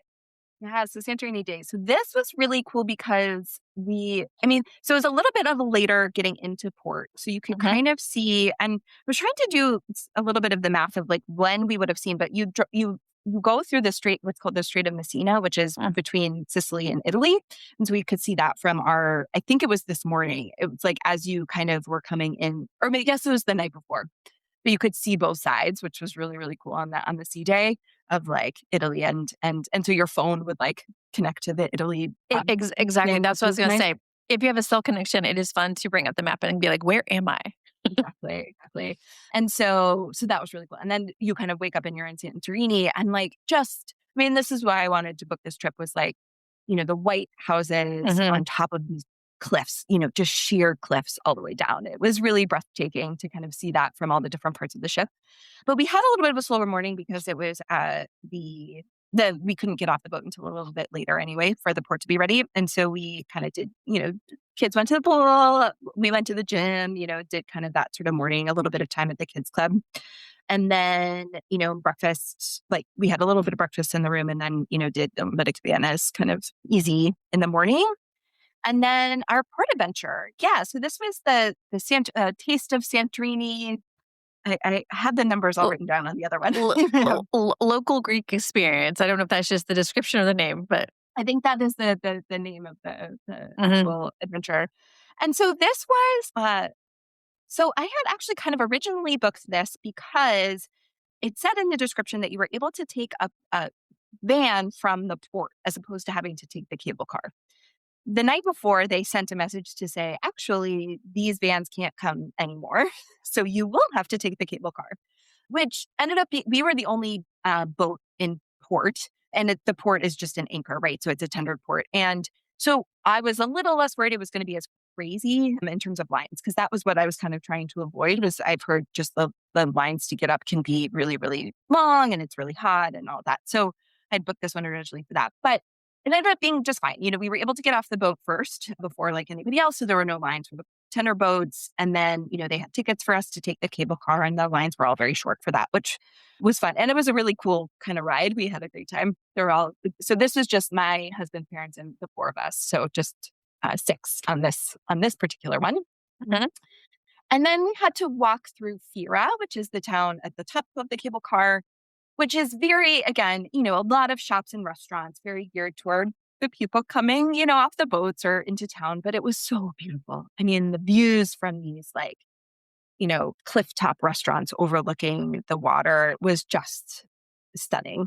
And, gorgeous linen dresses and shirts and hats and stuff, really good shopping. And so we walked to the bus and then, we had like maybe a half an hour bus ride to this big restaurant that I think was mostly like a catering venue, kind of in its nighttime. They had a bride's dressing room and stuff. But we got a little, description of the area from the tour guide. And then we got out and had a buffet lunch, the food was delicious, really, really good. Grape leaves, stuffed grape leaves. They had a little bit of dancing and then the breaking of the plates, the opa, that sort of thing. And then from there, we got back on the bus and then drove to Ia. So OIA is the town. And so that's the town that has the very famous like white buildings with the blue domes that people take overlooking the water with their big blue flowing dresses. And so this was a really cute, we got to walk around here for about an hour and a half. And so this was just a really, really gorgeous area, really good photos, but it was like all these little side streets would just have like big long lines of people waiting to take photos. So we're trying to get like, oh, that'd be beautiful. But then there was a huge line of people. But we found a great like restaurant overlooking water. We had a little drink, a little snack, kind of let my kiddos sit for a minute. And then I did a little shopping with my daughter and my mother-in-law. We kind of went out to a couple of the little stalls and got a little jewelry and, a couple things. And then we met back up with the rest of the crew. We had to kind of get back down to where like the bus parking lot was. So there was like, quite a bit of walking kind of from the bus to the other place, back to the bus and through the towns. And so for my kids, it was great. But, they were very, very clear, like, no, strollers are not going to go well here, or like any mobility aids, which was really true. Like it would have been really, really hard to get around almost anywhere if you weren't walking. So that's like, definitely something to consider if either your kid or, carriers or something like that would have been fine. But like the steps and the height of everywhere was just wild. And so, yeah, so then we made it back to the boat. We missed dinner this night. So, which we kind of knew we were going to. We were supposed to go to Enchanted Garden, but my sister made it back to the boat. She had just kind of gotten off and walked around that day and had a little lunch and did a little shopping, that sort of thing. So, and then just took the tender boat back. So they had a nice day too. But we got room service for the kids and got like a cheese plate, which I know you guys have talked about, which was so good. Yes. It's Wonderful cheese plate. Oh my gosh. And it's just included. I just love that it's included. Yeah. And we had like a couple little like flatbreads, and the kids had, chicken fingers and burger. It was like, honestly, that was wonderful. And we had some wine and sat out with because we had opened up the veranda too, so that like we could all have the open veranda together. And so we were sitting out, watching the sunset, having like lovely cheese and wine. And it was honestly a really great evening, even though it was dinner.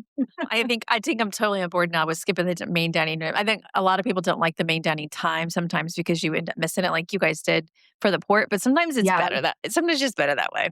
Yeah. Yeah. And I would have said, so we did the Royal Palace 3 times. And we did not get to do Enchanted Garden because we had Remy later. And that one would have been fun to check out. But so if we were to miss one, I would have missed another Royal Palace. Right. Just that was the 3. But it was like just a really lovely evening kind of. And the views were just gorgeous, right? Like you see these gorgeous islands kind of as you're going by. It was just really cool. Exactly. Instead of being in an internal dining room, you're in your veranda eating cheese and drinking wine. Exactly. And the kids were coloring and playing and had, Disney music videos on. And it was like and you had the connecting room. So it's just one big party. I also am really glad to hear that they were able to open the verandas. I've been in situations where just because the rooms connected, the verandas didn't.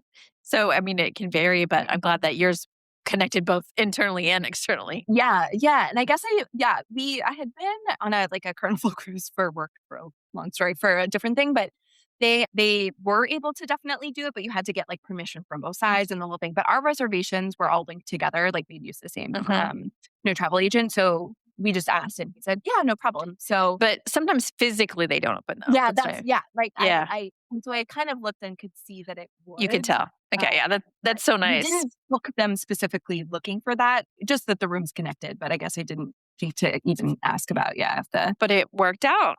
It was wonderful. Really, really nice. And a couple of times we forgot our cards, both of us, and then you could get in the other room because it unlocked from the outside if you're on the veranda. So that was really nice. We saved ourselves having to go to guest services or whatever. So so that was great. And then this evening was like the color dance party on the deck a little bit later in the evening. I think it was like 8 something. So we went and watched that for a little while with my sister-in-law, or maybe it's not on the deck. No, that one was on the deck. Yeah. What about Toy Story 5? Okay. So I was looking very, very carefully at all of the apps, all of the activities, everything. It had not been listed anywhere. So I was like, oh no, is this not going to happen? But then not this night, but the day that it actually premiered, which was the next day,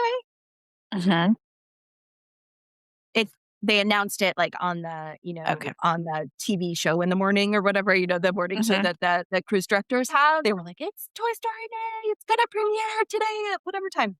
So they did premiere it. We did not actually watch it because there was just so much going on all the time.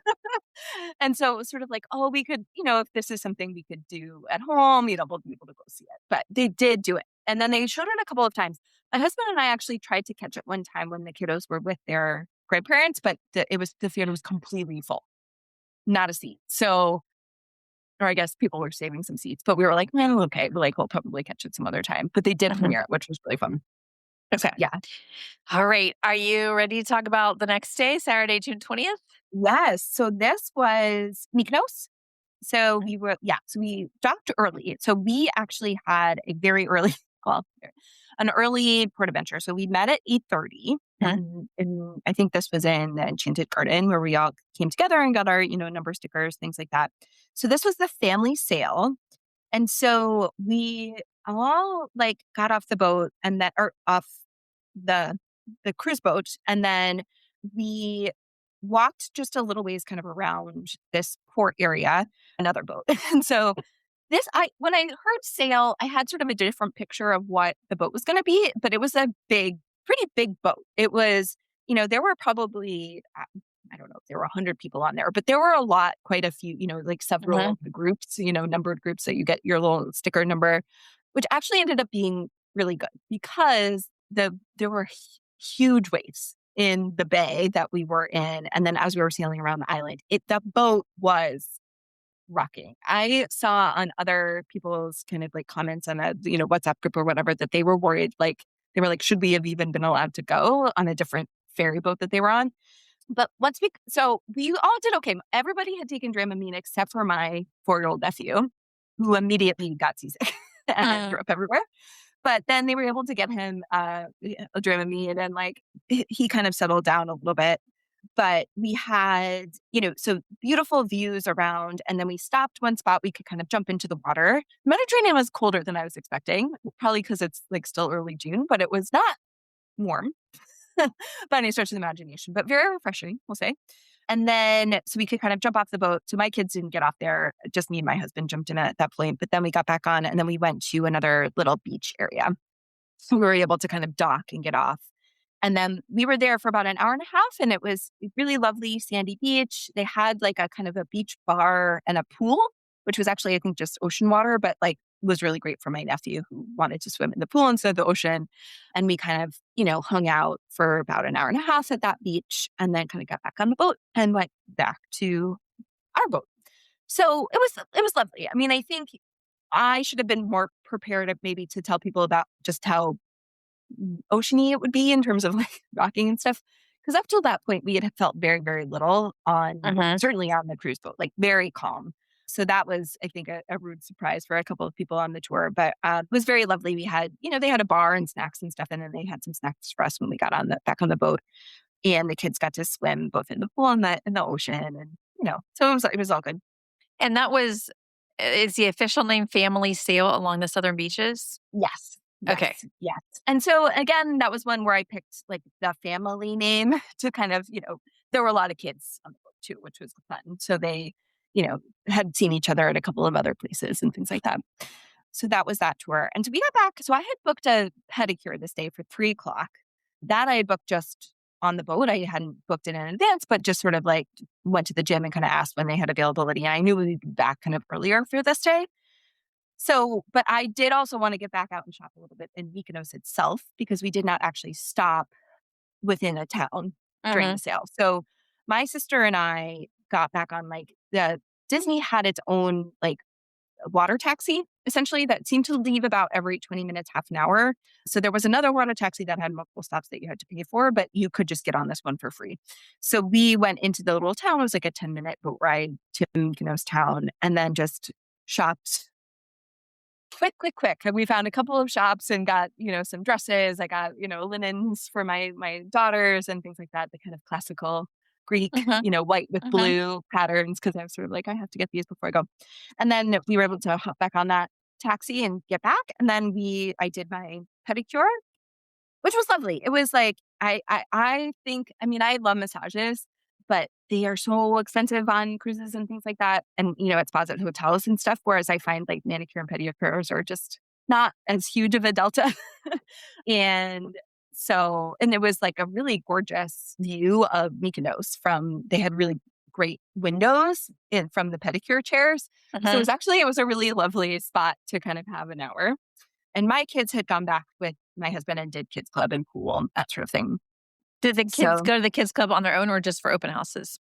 They went on their own. So by this day, they were very into it. It took Uh-huh. like the first maybe 2 days or like the first, embarkation day and maybe the next day, they were a little more hesitant about like they would call us to Uh-huh. maybe like an hour and then they'd like request to come get picked up. After that point, we would drop them off and then we would have to go get them again for dinner or whatever else. They were very into it. They preferred the lab side, the Oceaneers lab side, so sort of the more crafts and things like that, maybe than like Uh-huh. the club side, but they loved it. And actually, this is a bit of an embarrassment. I never went in. So both my husband and my sister and brother-in-law and my parents-in-law all went in during a various open house, but I actually never Uh-huh. You were I busy. had to figure out, yeah, there's lots going on. So so they went to the kids club. We kind of hung out a little bit and got ready for dinner. So this was Pirates Night. Uh-huh. And boy, some people really get dressed up. I Uh-huh. know people had said that, but man, some of these outfits to get all the way to Europe and check the luggage from. I mean, actually, it was interesting. There were a lot of European folks on the boat. So a lot, either Italians or people speaking Spanish, or it was really interesting, but also a ton of Americans, of course. But man, the outfits this night were very impressive. So we had dinner at Royal Palace, and actually, no. So this was the night my in laws were at Paolo, and so it was just the six of or the eight of us, and yeah, it was great. And then my kids went back to the kids club.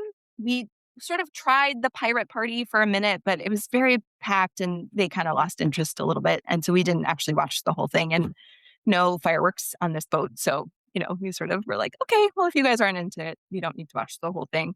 But my husband, my sister, and I went to Broadway trivia that we saw was happening. So we went down and did that.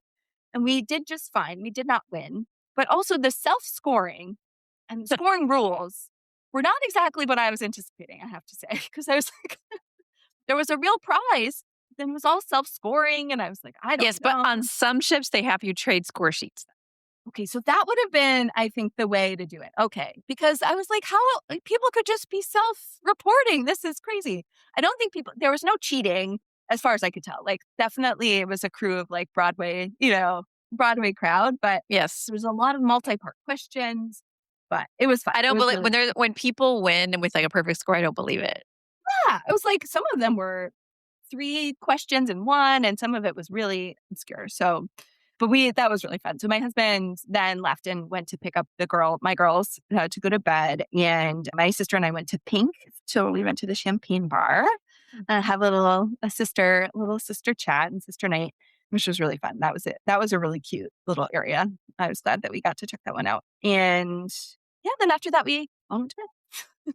All went Another to long bed. day. Another long day, and it's not over. And the next day is Sunday, June 21st, which was both Father's Day and Crete Day. Yeah, so it was lovely. Our Crete port adventure was not until the afternoon. So it was like I think 1:45 p.m. So we had a really nice morning on the boat with very little line. So we did, the aqueduct, and we did, just a lot of the gym had nobody in it, that sort of thing. It was actually kind of nice to be the afternoon kind of crew. And so my in-laws had taken one that was like a full day. So they had left at 8 a.m. So we didn't see them in the morning, but we had breakfast, the sit-down breakfast at Royal Palace. So, which was really great. They got us in and we had fruit plates and croissants and then, ordered breakfast. And it was, quite quick, all being said. So yeah, we ended up doing that again because we really liked having that kind of like a little bit calmer seated Uh-huh. breakfast in Uh-huh. the And then morning. you mean calmer than Cabanas? Exactly. It was, and just trying to figure out the lines of it and everything else. So it was just nice to have kind of a seated breakfast when we had the time. And then my kids did pool and kids club as per most of the other days. So my younger daughter went to the pool with her and her cousin, and my older daughter went to the kids club for a while. I went to the gym, and then we actually went to like the adult areas for a little while. So we had done a little bit of this as the kids were in the kids club during previous days, the Quiet Cove pool, but just like had a little moment of kind of, a little bit of adult time in that area. And that was lovely. So then we did lunch just at Cabanas, kind of getting ready, knowing we were going to have like kind of a longer afternoon. So we had kind of a big lunch and then went to get ready for the beach club day. So this was again in the afternoon. So we went to a place called Cabana Mare Beach Club.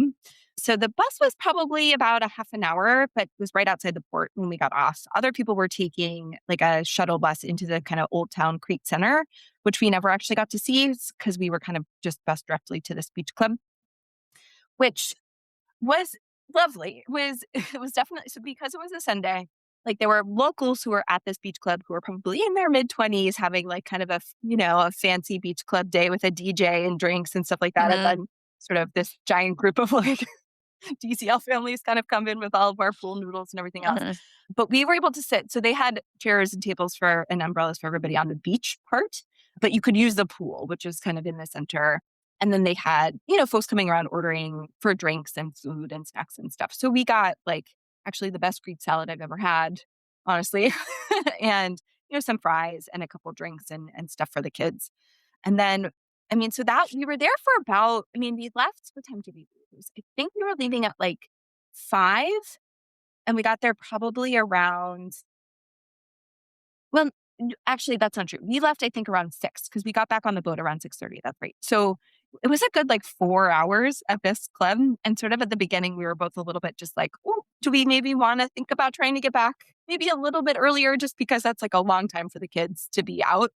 But we ended up staying the whole time and it was really lovely because as the day kind of got a little less bright sunny, and the kids really got into playing in the waves, the beach at this area was great.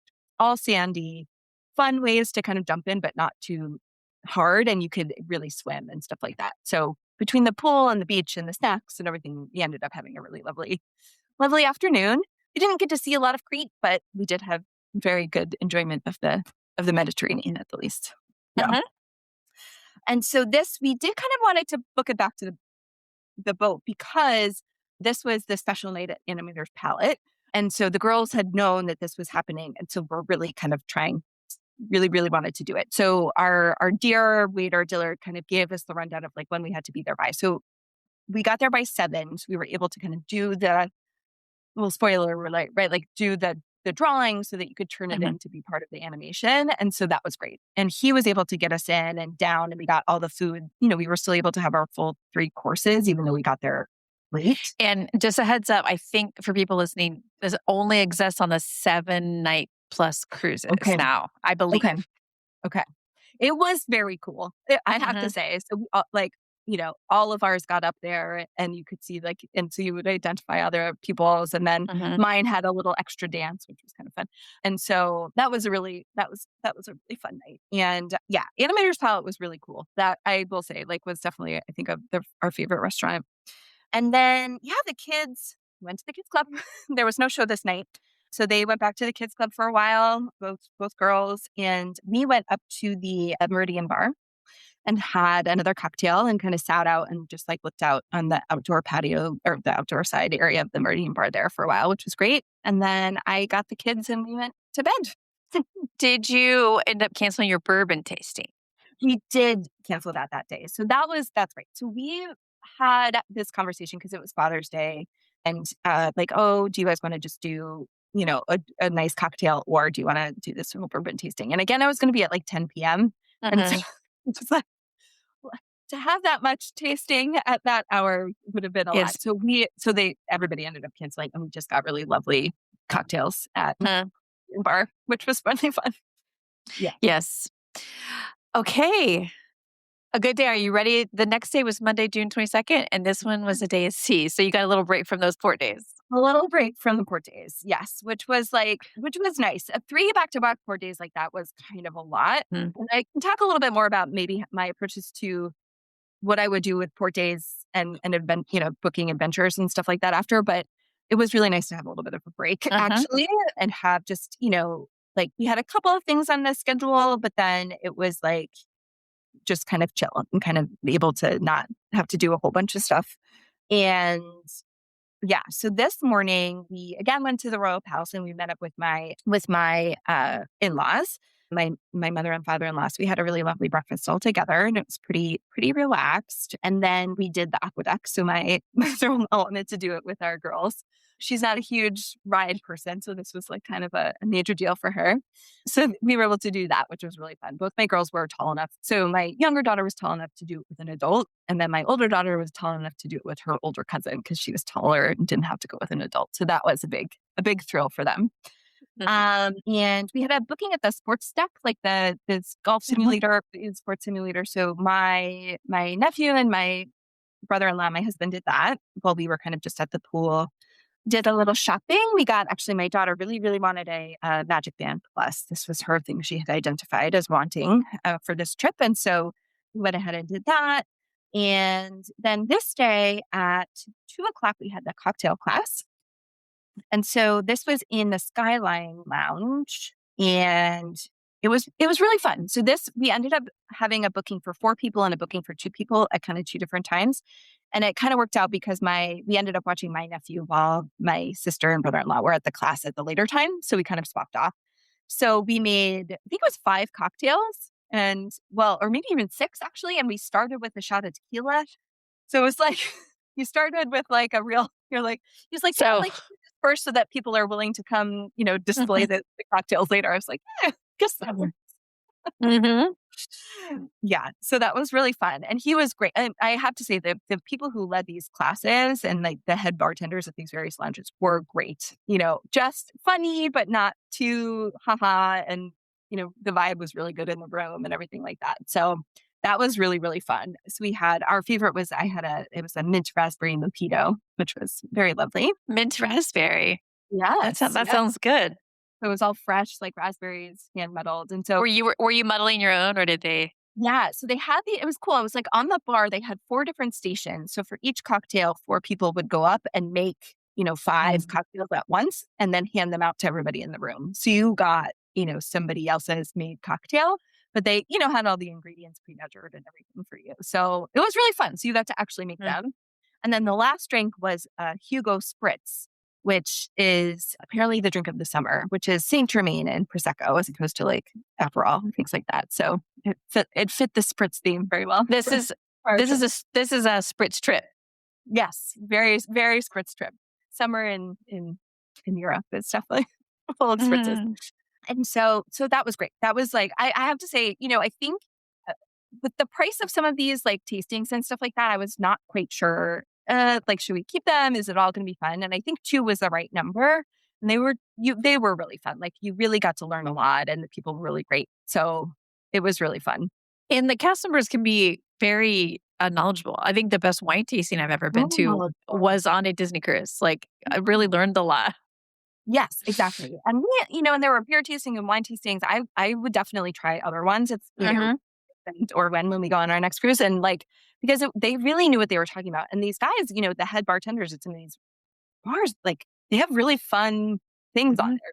Good wine, really cool liquors and bourbons and stuff like that. So they were really knowledgeable. I kind of think they're excited to talk about it. Exactly. They get to like kind of talk about nerd out in their favorite thing. Yeah. It was great. Really, really a lovely space, and fun to get to check out some of the different areas of the ship, which I'm sure that's what they're trying to do too, right? So you go back later, but it was really fun. And so, yeah, so then we kind of swapped with my sister and my brother-in-law, and they went to the cocktail class. And our kids we got some room service for them because we were going to go to Remy this evening. So we got food, we got room service for the 2 littles because my older daughter and my older nephew, they went to dinner by themselves. So they went to Enchanted Garden, the 2 of them. They're 8 and 11. 8 and 11. Okay, but that's so cute. So my sister and I dropped them off, and, we had gotten all dolled up, for our Remy dinner, and so we dropped them off, and so we had talked to Dillard, our main server, the night before, and said, like, is this going to be okay? Like, is that okay if we drop them off? Like, do you think it's going to be fine? I mean, we had seen how he was interacting with them, so we knew he would be fine. He was ordering, like, all the kids ordered directly to him themselves. Like, it was not asking us. It was not like he would go. And then my 4-year-old nephew, he knew every night was chicken fingers, and vanilla ice cream, right? So they were just so good. He was so amazing. I am So obsessed with kids in this age range getting a little bit of independence during trips. yes, it It's was so great. fun. And the 2 of them doing it together, like, that's super Yeah. cute. And so so we dropped them off and then, say goodbye, like, whatever. Apparently they were there like an hour and a half. They had a leisurely meal. They did all 3 courses. And then that night, I guess, like, some of the characters, Mickey and Pluto and Goofy, came through the dining room and kinda high-fived and everything. So he made sure that they at least stayed for But that, and he was able to do so it. but it's the 2 of them at a table of 10. What did they 2 of them at the table of 10, we were like, "Are you guys gonna sit across from each other? Are you gonna sit in every seat?" Yes, and they shout across to each other. And I was like, "What did they talk about for that Oh, whole time?" I To be it's a fly on the wall it's just too cute. would have been amazing. And so my younger nephew, uh, was gonna try to go to kids club. He did not end up doing that. He kinda lost it. So my daughter went, and then my brother-in-law stayed with my younger nephew in the room and they went to get more food and kinda went to the pool and stuff like that.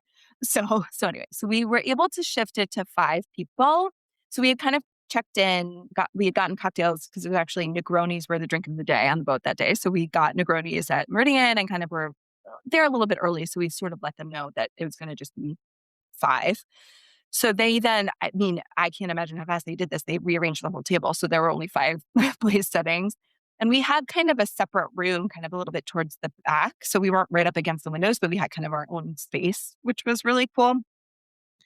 And then we had Remy dinner, which Mhm, was, I mean, I have been very lucky to have a few nice dinners, but that was quite an experience. I mhm, mean, just everybody had their own server and, we all did the tasting menu and that nobody ordered like a la carte or whatever. So we all kind of had the courses together and the food was fantastic and the service was just really fun. It was a really cool experience to do. mhm, And so that was the 5 of us, and we had a lovely dinner. This night was Beauty and the Beast. So we were kind of keeping an eye on the time a little bit because we were hoping to maybe get to check it out.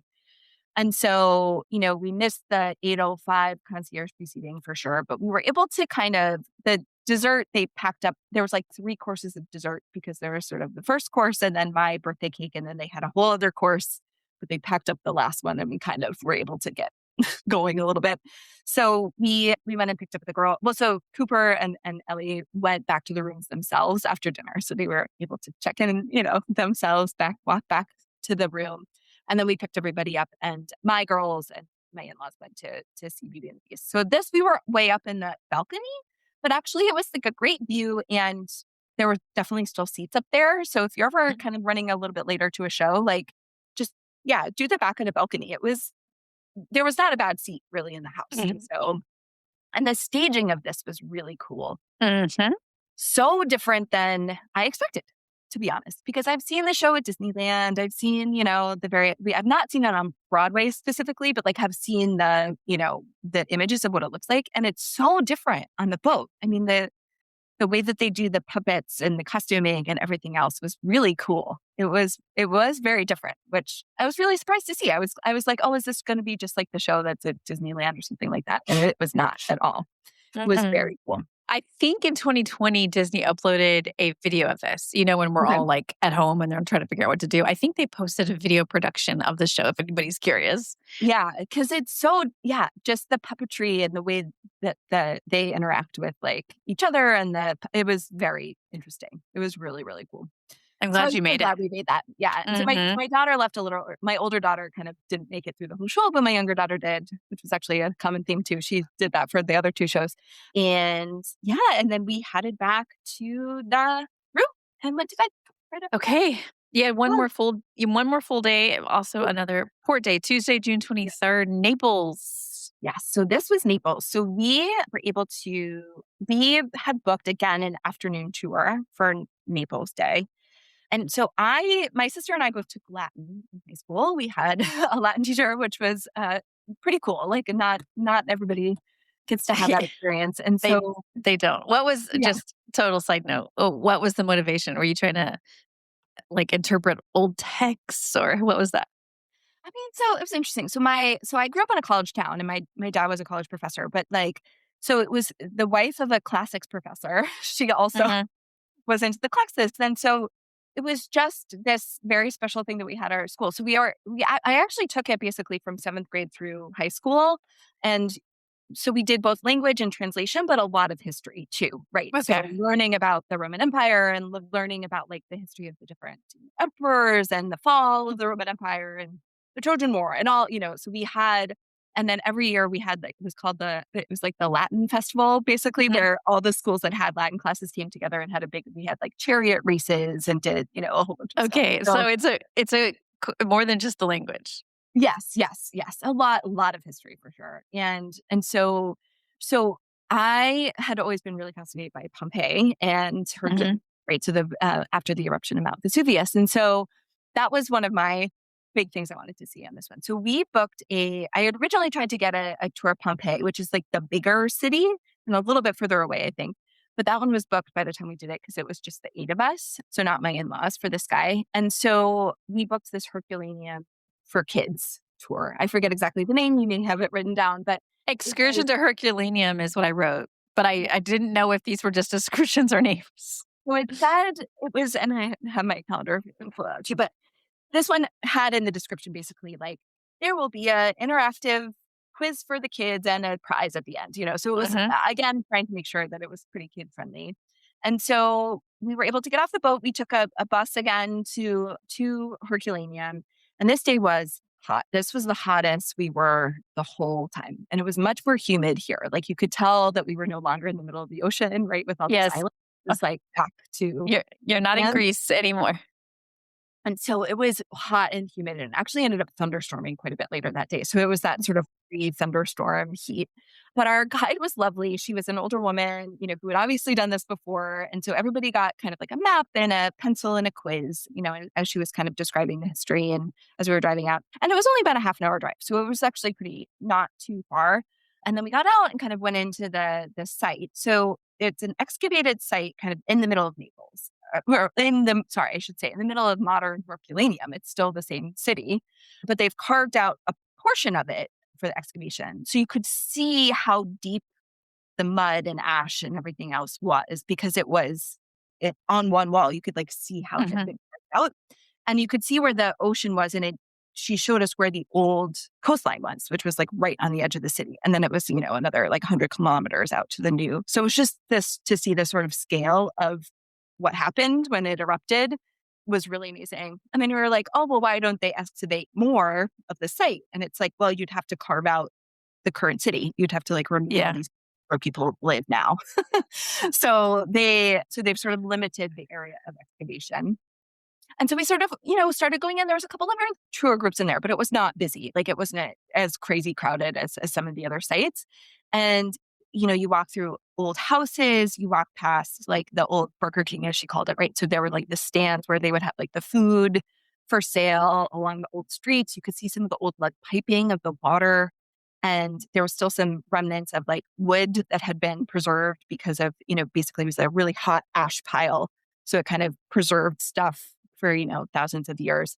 And the mosaics, both of the tile flooring and on the walls in some of these old buildings was just amazing. So it happened in like 79 AD. So, about 2,000 years ago. And it was just so beautifully preserved. It was amazing. It was very hot, but the kids actually were way more into it than I had even expected, doing the quiz. And my little nephew had fun just kind of running around all the little streets and stuff like that. So we were in there for probably an hour and a half or so, and then kind of came back out and got back on the bus. And so it was hot, but very cool. Like I have to say, I was very, very, very Hot but cool. yeah, exactly. Because it was just a place I had heard again so much about, and to see how amazingly preserved it was. They Mhm. had also then put in a bunch of like replicas of the skeletons that they had found because like all these people were sort of trying to run out, and so you could see that. And so that with the kids was a little, It's there was some experience to little happen. dark, but I mean, the Colosseum in Rome could have been dark too, depending on if how your tour went. They did talk about fight to the death there as well. Yes. So it's a different conversation. Lots of Mhm. real history, right? So yeah, so then we got back on the bus and then we sort of went to this, a 10, 15-minute drive to a cameo factory. So this was obviously a little bit of an add-on. It was in the description, but it was sort of like then we will stop by this cameo place. And so they sort of showed us a little video about how they do the carving from the shells, which was very cool. And then And you it's could those go little like oval like things, right? that they have sometimes like pictures of ancient Greek goddesses or flowers or things like It's been a long time since I thought about cameos. that. I usually think of it in like Jane Austen sense or something. There's something Yeah. about that particular era of history, but so it was beautiful. It was very cool. And then you could go buy a bunch if you wanted to. They had them all laid out, but we were only there about half an hour and it was nicely air conditioned and they Mhm. had a little snack and a drink. Although we were promised ice cream by the tour guide and then they did not have ice cream. And then the kids were kind of mad about that, which was fine. We just sort of turned the conversation. We can get ice cream when we're back in the boat. It's all fine. Mm. And so, yeah, so then we headed back to the boat. And again, it was like a really nice, oh, they gave a little prize. So it was like a little keychain that had Naples on it and stuff like that to all the kids. Mhm. So they get a little something. And yeah, and then we were coming back and it started to rain. So I was, keeping up on the WhatsApp and like it was pouring, I guess, in Pompeii, which was not too far away. But it was like thunder and lightning and pouring. And so they had to kind of like get back on the boat. But we didn't get actually rained on, which was really nice. And so it was just sort of raining as we were getting on the boat. And as we were getting back on, Stitch was on the deck and waving at everybody, which was really sweet. And so this was, yeah, getting ready for our last night. And I know you have mentioned that the last day not being a sea day is tricky. Mhm. And then also having an afternoon, port adventure was Mhm. something I would maybe not repeat. But because then it was sort of like before dinner, we had a little bit of time, like we weren't, rushing to get back. So we did a little packing, kind of just Mhm. starting to getting together. And we had done a little bit in the morning, kind of when everybody was, before we had gone on the adventure. But, packing up, getting sad. And then we did Royal Palace dinner, our third one, our last one with Dillard, which was very sad. But Mhm. this was lobster night. And we actually ended up going a little bit later. We found that you could kind of sneak in a little bit later and you didn't have to show up right on time. And then we actually ended up getting an extra 2 lobster tails because I had extra. they had extras from the seating, I guess. So we Mhm. had some extra lobster. And the chocolate lava cake, which was delicious. And so yeah, from there, our kids went to the kids club, all the bigs, and then and both my girls. And then a little bit later, we met up and had kind of a drink just up at the top, like deck bar, kind of up on that 13th floor. And the views leaving port were just gorgeous. So you could see Mount Vesuvius, you could see just the huge coastline and Capri and Palermo and all the other cities that were sort of like along the the the coast. And the sunset was just beautiful. So we just spent the rest of the evening up on deck, had a couple drinks. We actually were able to get to play a little extra mini golf, even though it had been closed. There was a very lovely gentleman who was working who let us have a little extra time to do the mini golf up on the top deck, which was great. And then, yeah, it was just like a really lovely last night. Just the views were so beautiful. And then we went and picked up our girls and we went to the sort of goodbye party. I think it has a name that I may have just changed, but so that was a really great In the atrium. in the atrium. And so it was like pretty late. It was like 10:30 or something, but I knew it was the last night, right? We're going to kind of try to get the last. And so we had a great spot and then they, all the princesses came out and then the characters, and then they kind of have this like half an hour, no, not, it's probably not even that long, 15-minute where you can just go see every character and get pictures. And the lines were all quite short for the different characters. So we got some really good character pictures in that last few minutes. And then they, had their last little song and dance. And then we went up to bed and did a little bit more packing and then just got right into bed for our last Yes. night. Did you decide to set your luggage out this night or take it off the next day? So we decided we were going to do express walk off. Yes, we did not set out our luggage. Nobody in our party did. Partially because, yeah, we were heading to the airport and we had time, but I kind of just didn't want it to be dependent on anybody else for getting stuff off. So Mhm. we ended up not setting out our luggage the night before. Yeah. And it gave me a little time to pack and everything too, which frankly I needed. Yeah, and I know it's hard to me, it's hard to think ahead the night before, like, and you have to have separate bags for stuff you can get ready in Yeah. the next morning, but anyway, some Mhm. people like it. So Yeah. Wednesday, June 24th, disembarkation. Yeah, so we got up pretty early, and then were we gonna go sit down for breakfast or just grab something from Cabanas? So my husband actually, So actually, we didn't even eat breakfast now that I'm thinking about it. Yeah. We just got up, we kind of got dressed, we got packed, and then we were sort of ready by like 7:45. And they said you could start getting off the boat, especially if you had express walk off. So we just got off the boat. We had paid for service to the airport, to the DCL transportation to the airport. And there was not really any lines. And we kind of just got off and got on that, one of the first buses to leave to the airport by like, I think we were on the bus by 8, probably 8 a.m. And so it was, we kind of like, oh, should we stop and do it? But then we're like, we're kind of in the rhythm of getting out and off. And so then we just did that.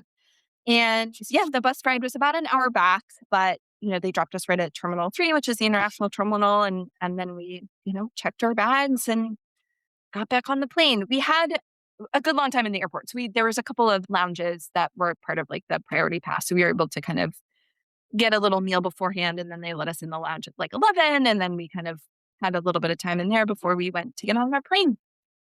So And that it's was that. lovely. You flew home at Yeah. like 1:20, I think. 1:20. Yeah. So it's a long flight and it's all during the day. So this was another kind of interesting. It was about, I think it was 8 hours back. And because you're against the Gulf Stream. So it was a pretty long flight, and it's during the whole day. And so that was longer than the flight there. It's easier when the kids are at least are sleeping, to kind of get Mhm. through. But, they had a couple of meal services and things like that. And we watched a lot of TV and movies and stuff like that and had games. But it was a bit of a long flight back. And then my daughter got a little sick right at the end. So we had a bag, which was all fine, but sort of a hurrah to the end. And then getting out, just back through, Boston Customs was sort of a rude awakening back to the U.S. kids culture. We didn't get pulled to any Mhm. lines, no short Mhm. lines. Mhm. My kids don't have global entry yet, so we had to go through the main line. It was Mhm. a whole thing, but Mhm. we made it back just fine. Okay. Well, what a great trip. I absolutely love it. I did note from the pre-trip to ask about costs and the post-trip. Yeah, absolutely. So, okay. So this sailing, 7 nights, the European sailing, for a family of 4 with the, veranda that sleeps 4 people was about $13,000. Mhm. So, definitely a good chunk, Mhm. but was wonderful. I think that the length was good for us because of all the different ports that we had. It was nice to have those 2 sea days, and I think, like, 7 days, we probably could have done longer, actually, like, especially with that, with the Mediterranean itinerary. There were lots of other places that would have been cool to visit, but it kind of with the timing of everything, this week worked really well, and so it was great. And so the port adventures were a big range of prices, I will say, and so the most expensive one was actually our day in Santorini, which was about 250 per adult and, like, 180 or something for the kiddos. And that's one that I probably wouldn't have done again. I think it was like perfectly lovely. I mean, nothing on the tour guides or, the restaurant or things like that. But I really would have just preferred to walk around myself more and maybe take a cab to the other city as opposed to needing to like get on the buses and kind of get toured around that way. And so then like the least expensive port adventure I think it was the Cabanabari beach day, which was Mhm. like $80 for an adult and maybe 50 for the kids. Which Mhm. and largely just for the bus ride. There was nothing really else included. I mean, the chairs and the umbrellas, but there wasn't food or drinks or anything like that. And then the others were kind of in between. So the sail honestly was maybe the best bang for the buck in terms of that. Like it Mhm. was, less money and a half day. So you got time on the boat and also a good port adventure. And there was food and you got a drink included and stuff like that. So that one was actually quite worth it. And then the Herculaneum tour again was actually maybe the least well on par maybe with the beach day, which was I think about again $100 for an adult and maybe like 80 for the kids. But that included the full guided tour and and things like that. So Mhm. and then tips and things like that, kind of depending on the guide and the bus driver and things like that. But that was sort of the range. And then we also did just a couple of additional things. We did the wine package, so the 5-bottle wine package, Mhm. like the sort of standard one, which ended up being about like $250. But all told, because there were at least 4 of us who were going to be drinking it every night that we had it, and compared to Boston cocktail prices and wine bottle prices, it actually was a good deal for us Mhm. for the boat. That one was, and we could have brought off the extra bottles if we needed to, or things like that. It was nice to have it to be able to walk around. So that was like a really definitely something we do again, as well as like the beer cooler package and the beer mug. So we took advantage of some of those deals on the boat. We did fewer of the cocktails of the day because a lot of them had blue curacao in them, like almost every one except for the Negroni day, which is not my favorite. So I was like, I don't know if I need that blue cocktail, but that was great.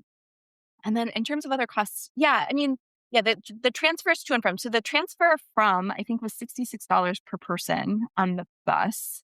And then again, to get there was about €250 for the 8 of us to get on and off the boat. But there are very few Lyfts and Ubers apparently, or any taxis at the Rome port. So doing private transfers is really definitely like the way to go. They were very clear about that and kind of gave us warnings of when you need to book Disney transportation by to be able to get off. So I think that was very transparent of getting on and off, which was good. Yeah. So, oh, and then the Remy dinner, I guess I should say. That's an extra. $145 per person. Wow. That's a lot more than Palo. Yes. So we didn't, yeah. So I sort of picked one and I wanted to do Remy for sort of my birthday, but it was a 4-course meal. And we got 1 bottle of wine there, and then my in-laws had brought a bottle. And the corkage they have now reduced, I guess. So, but you could not use the wine from your wine package in Remy. It was completely. Which is why you got 5 bottles and not 7, right? Exactly. So but it was honest. I mean, it was a wonderful experience, I have to say. We like living in Boston or big cities, like dinners can be very expensive, and you do not get the level of service that you did. So it was absolutely worth it for me certainly as a special treat. Anyway. So yes, Alyssa, I've never heard people say they regret going to Remy's. I just never have done it, so I am impressed. Yeah, no, it was very fun. Yeah, that's sort of the end, I guess. That's sad. Prepared. Yes, it is. It just sounds like such a good trip. The problem with doing these trip reports is that I want to go on these trips because I'm like, no, now I need to go to Amsterdam and then Rome and then do all these because it's so fun. I would say highly recommend. Yeah. Yeah, it sounds like it just worked really well for your group. And I'm just so glad that you took the time to share with us because what a fun time. Well, thank you so much. It's so fun to, have a reason to kind of really think about it and write everything down. So you have a nice memory as well. So yes, it's as well. Very helpful. I appreciate you sharing, Beth. Thank you. I hope you enjoyed those conversations as much as I did. I swear I'm about to book the same trip that they just took because it sounded so nice. She did such a good job planning and seems like such a fun person to travel with. But anyway, she and I did keep talking on Patreon. I wanted to ask about her history with Disney travel and, what is your normal way of traveling? Because this was their first Disney cruise. I also wanted to ask about future trips. Will she cruise again? And so we talked about that. It is up right now on Patreon in video and audio form. I think that'll wrap up this episode of WDW Prep to Go. For more information, please check the show notes in your podcast app or head to the website, wdwprepschool.com. Click on podcast at the top, scroll down to episode 521. Until next time, I'll see you on the site.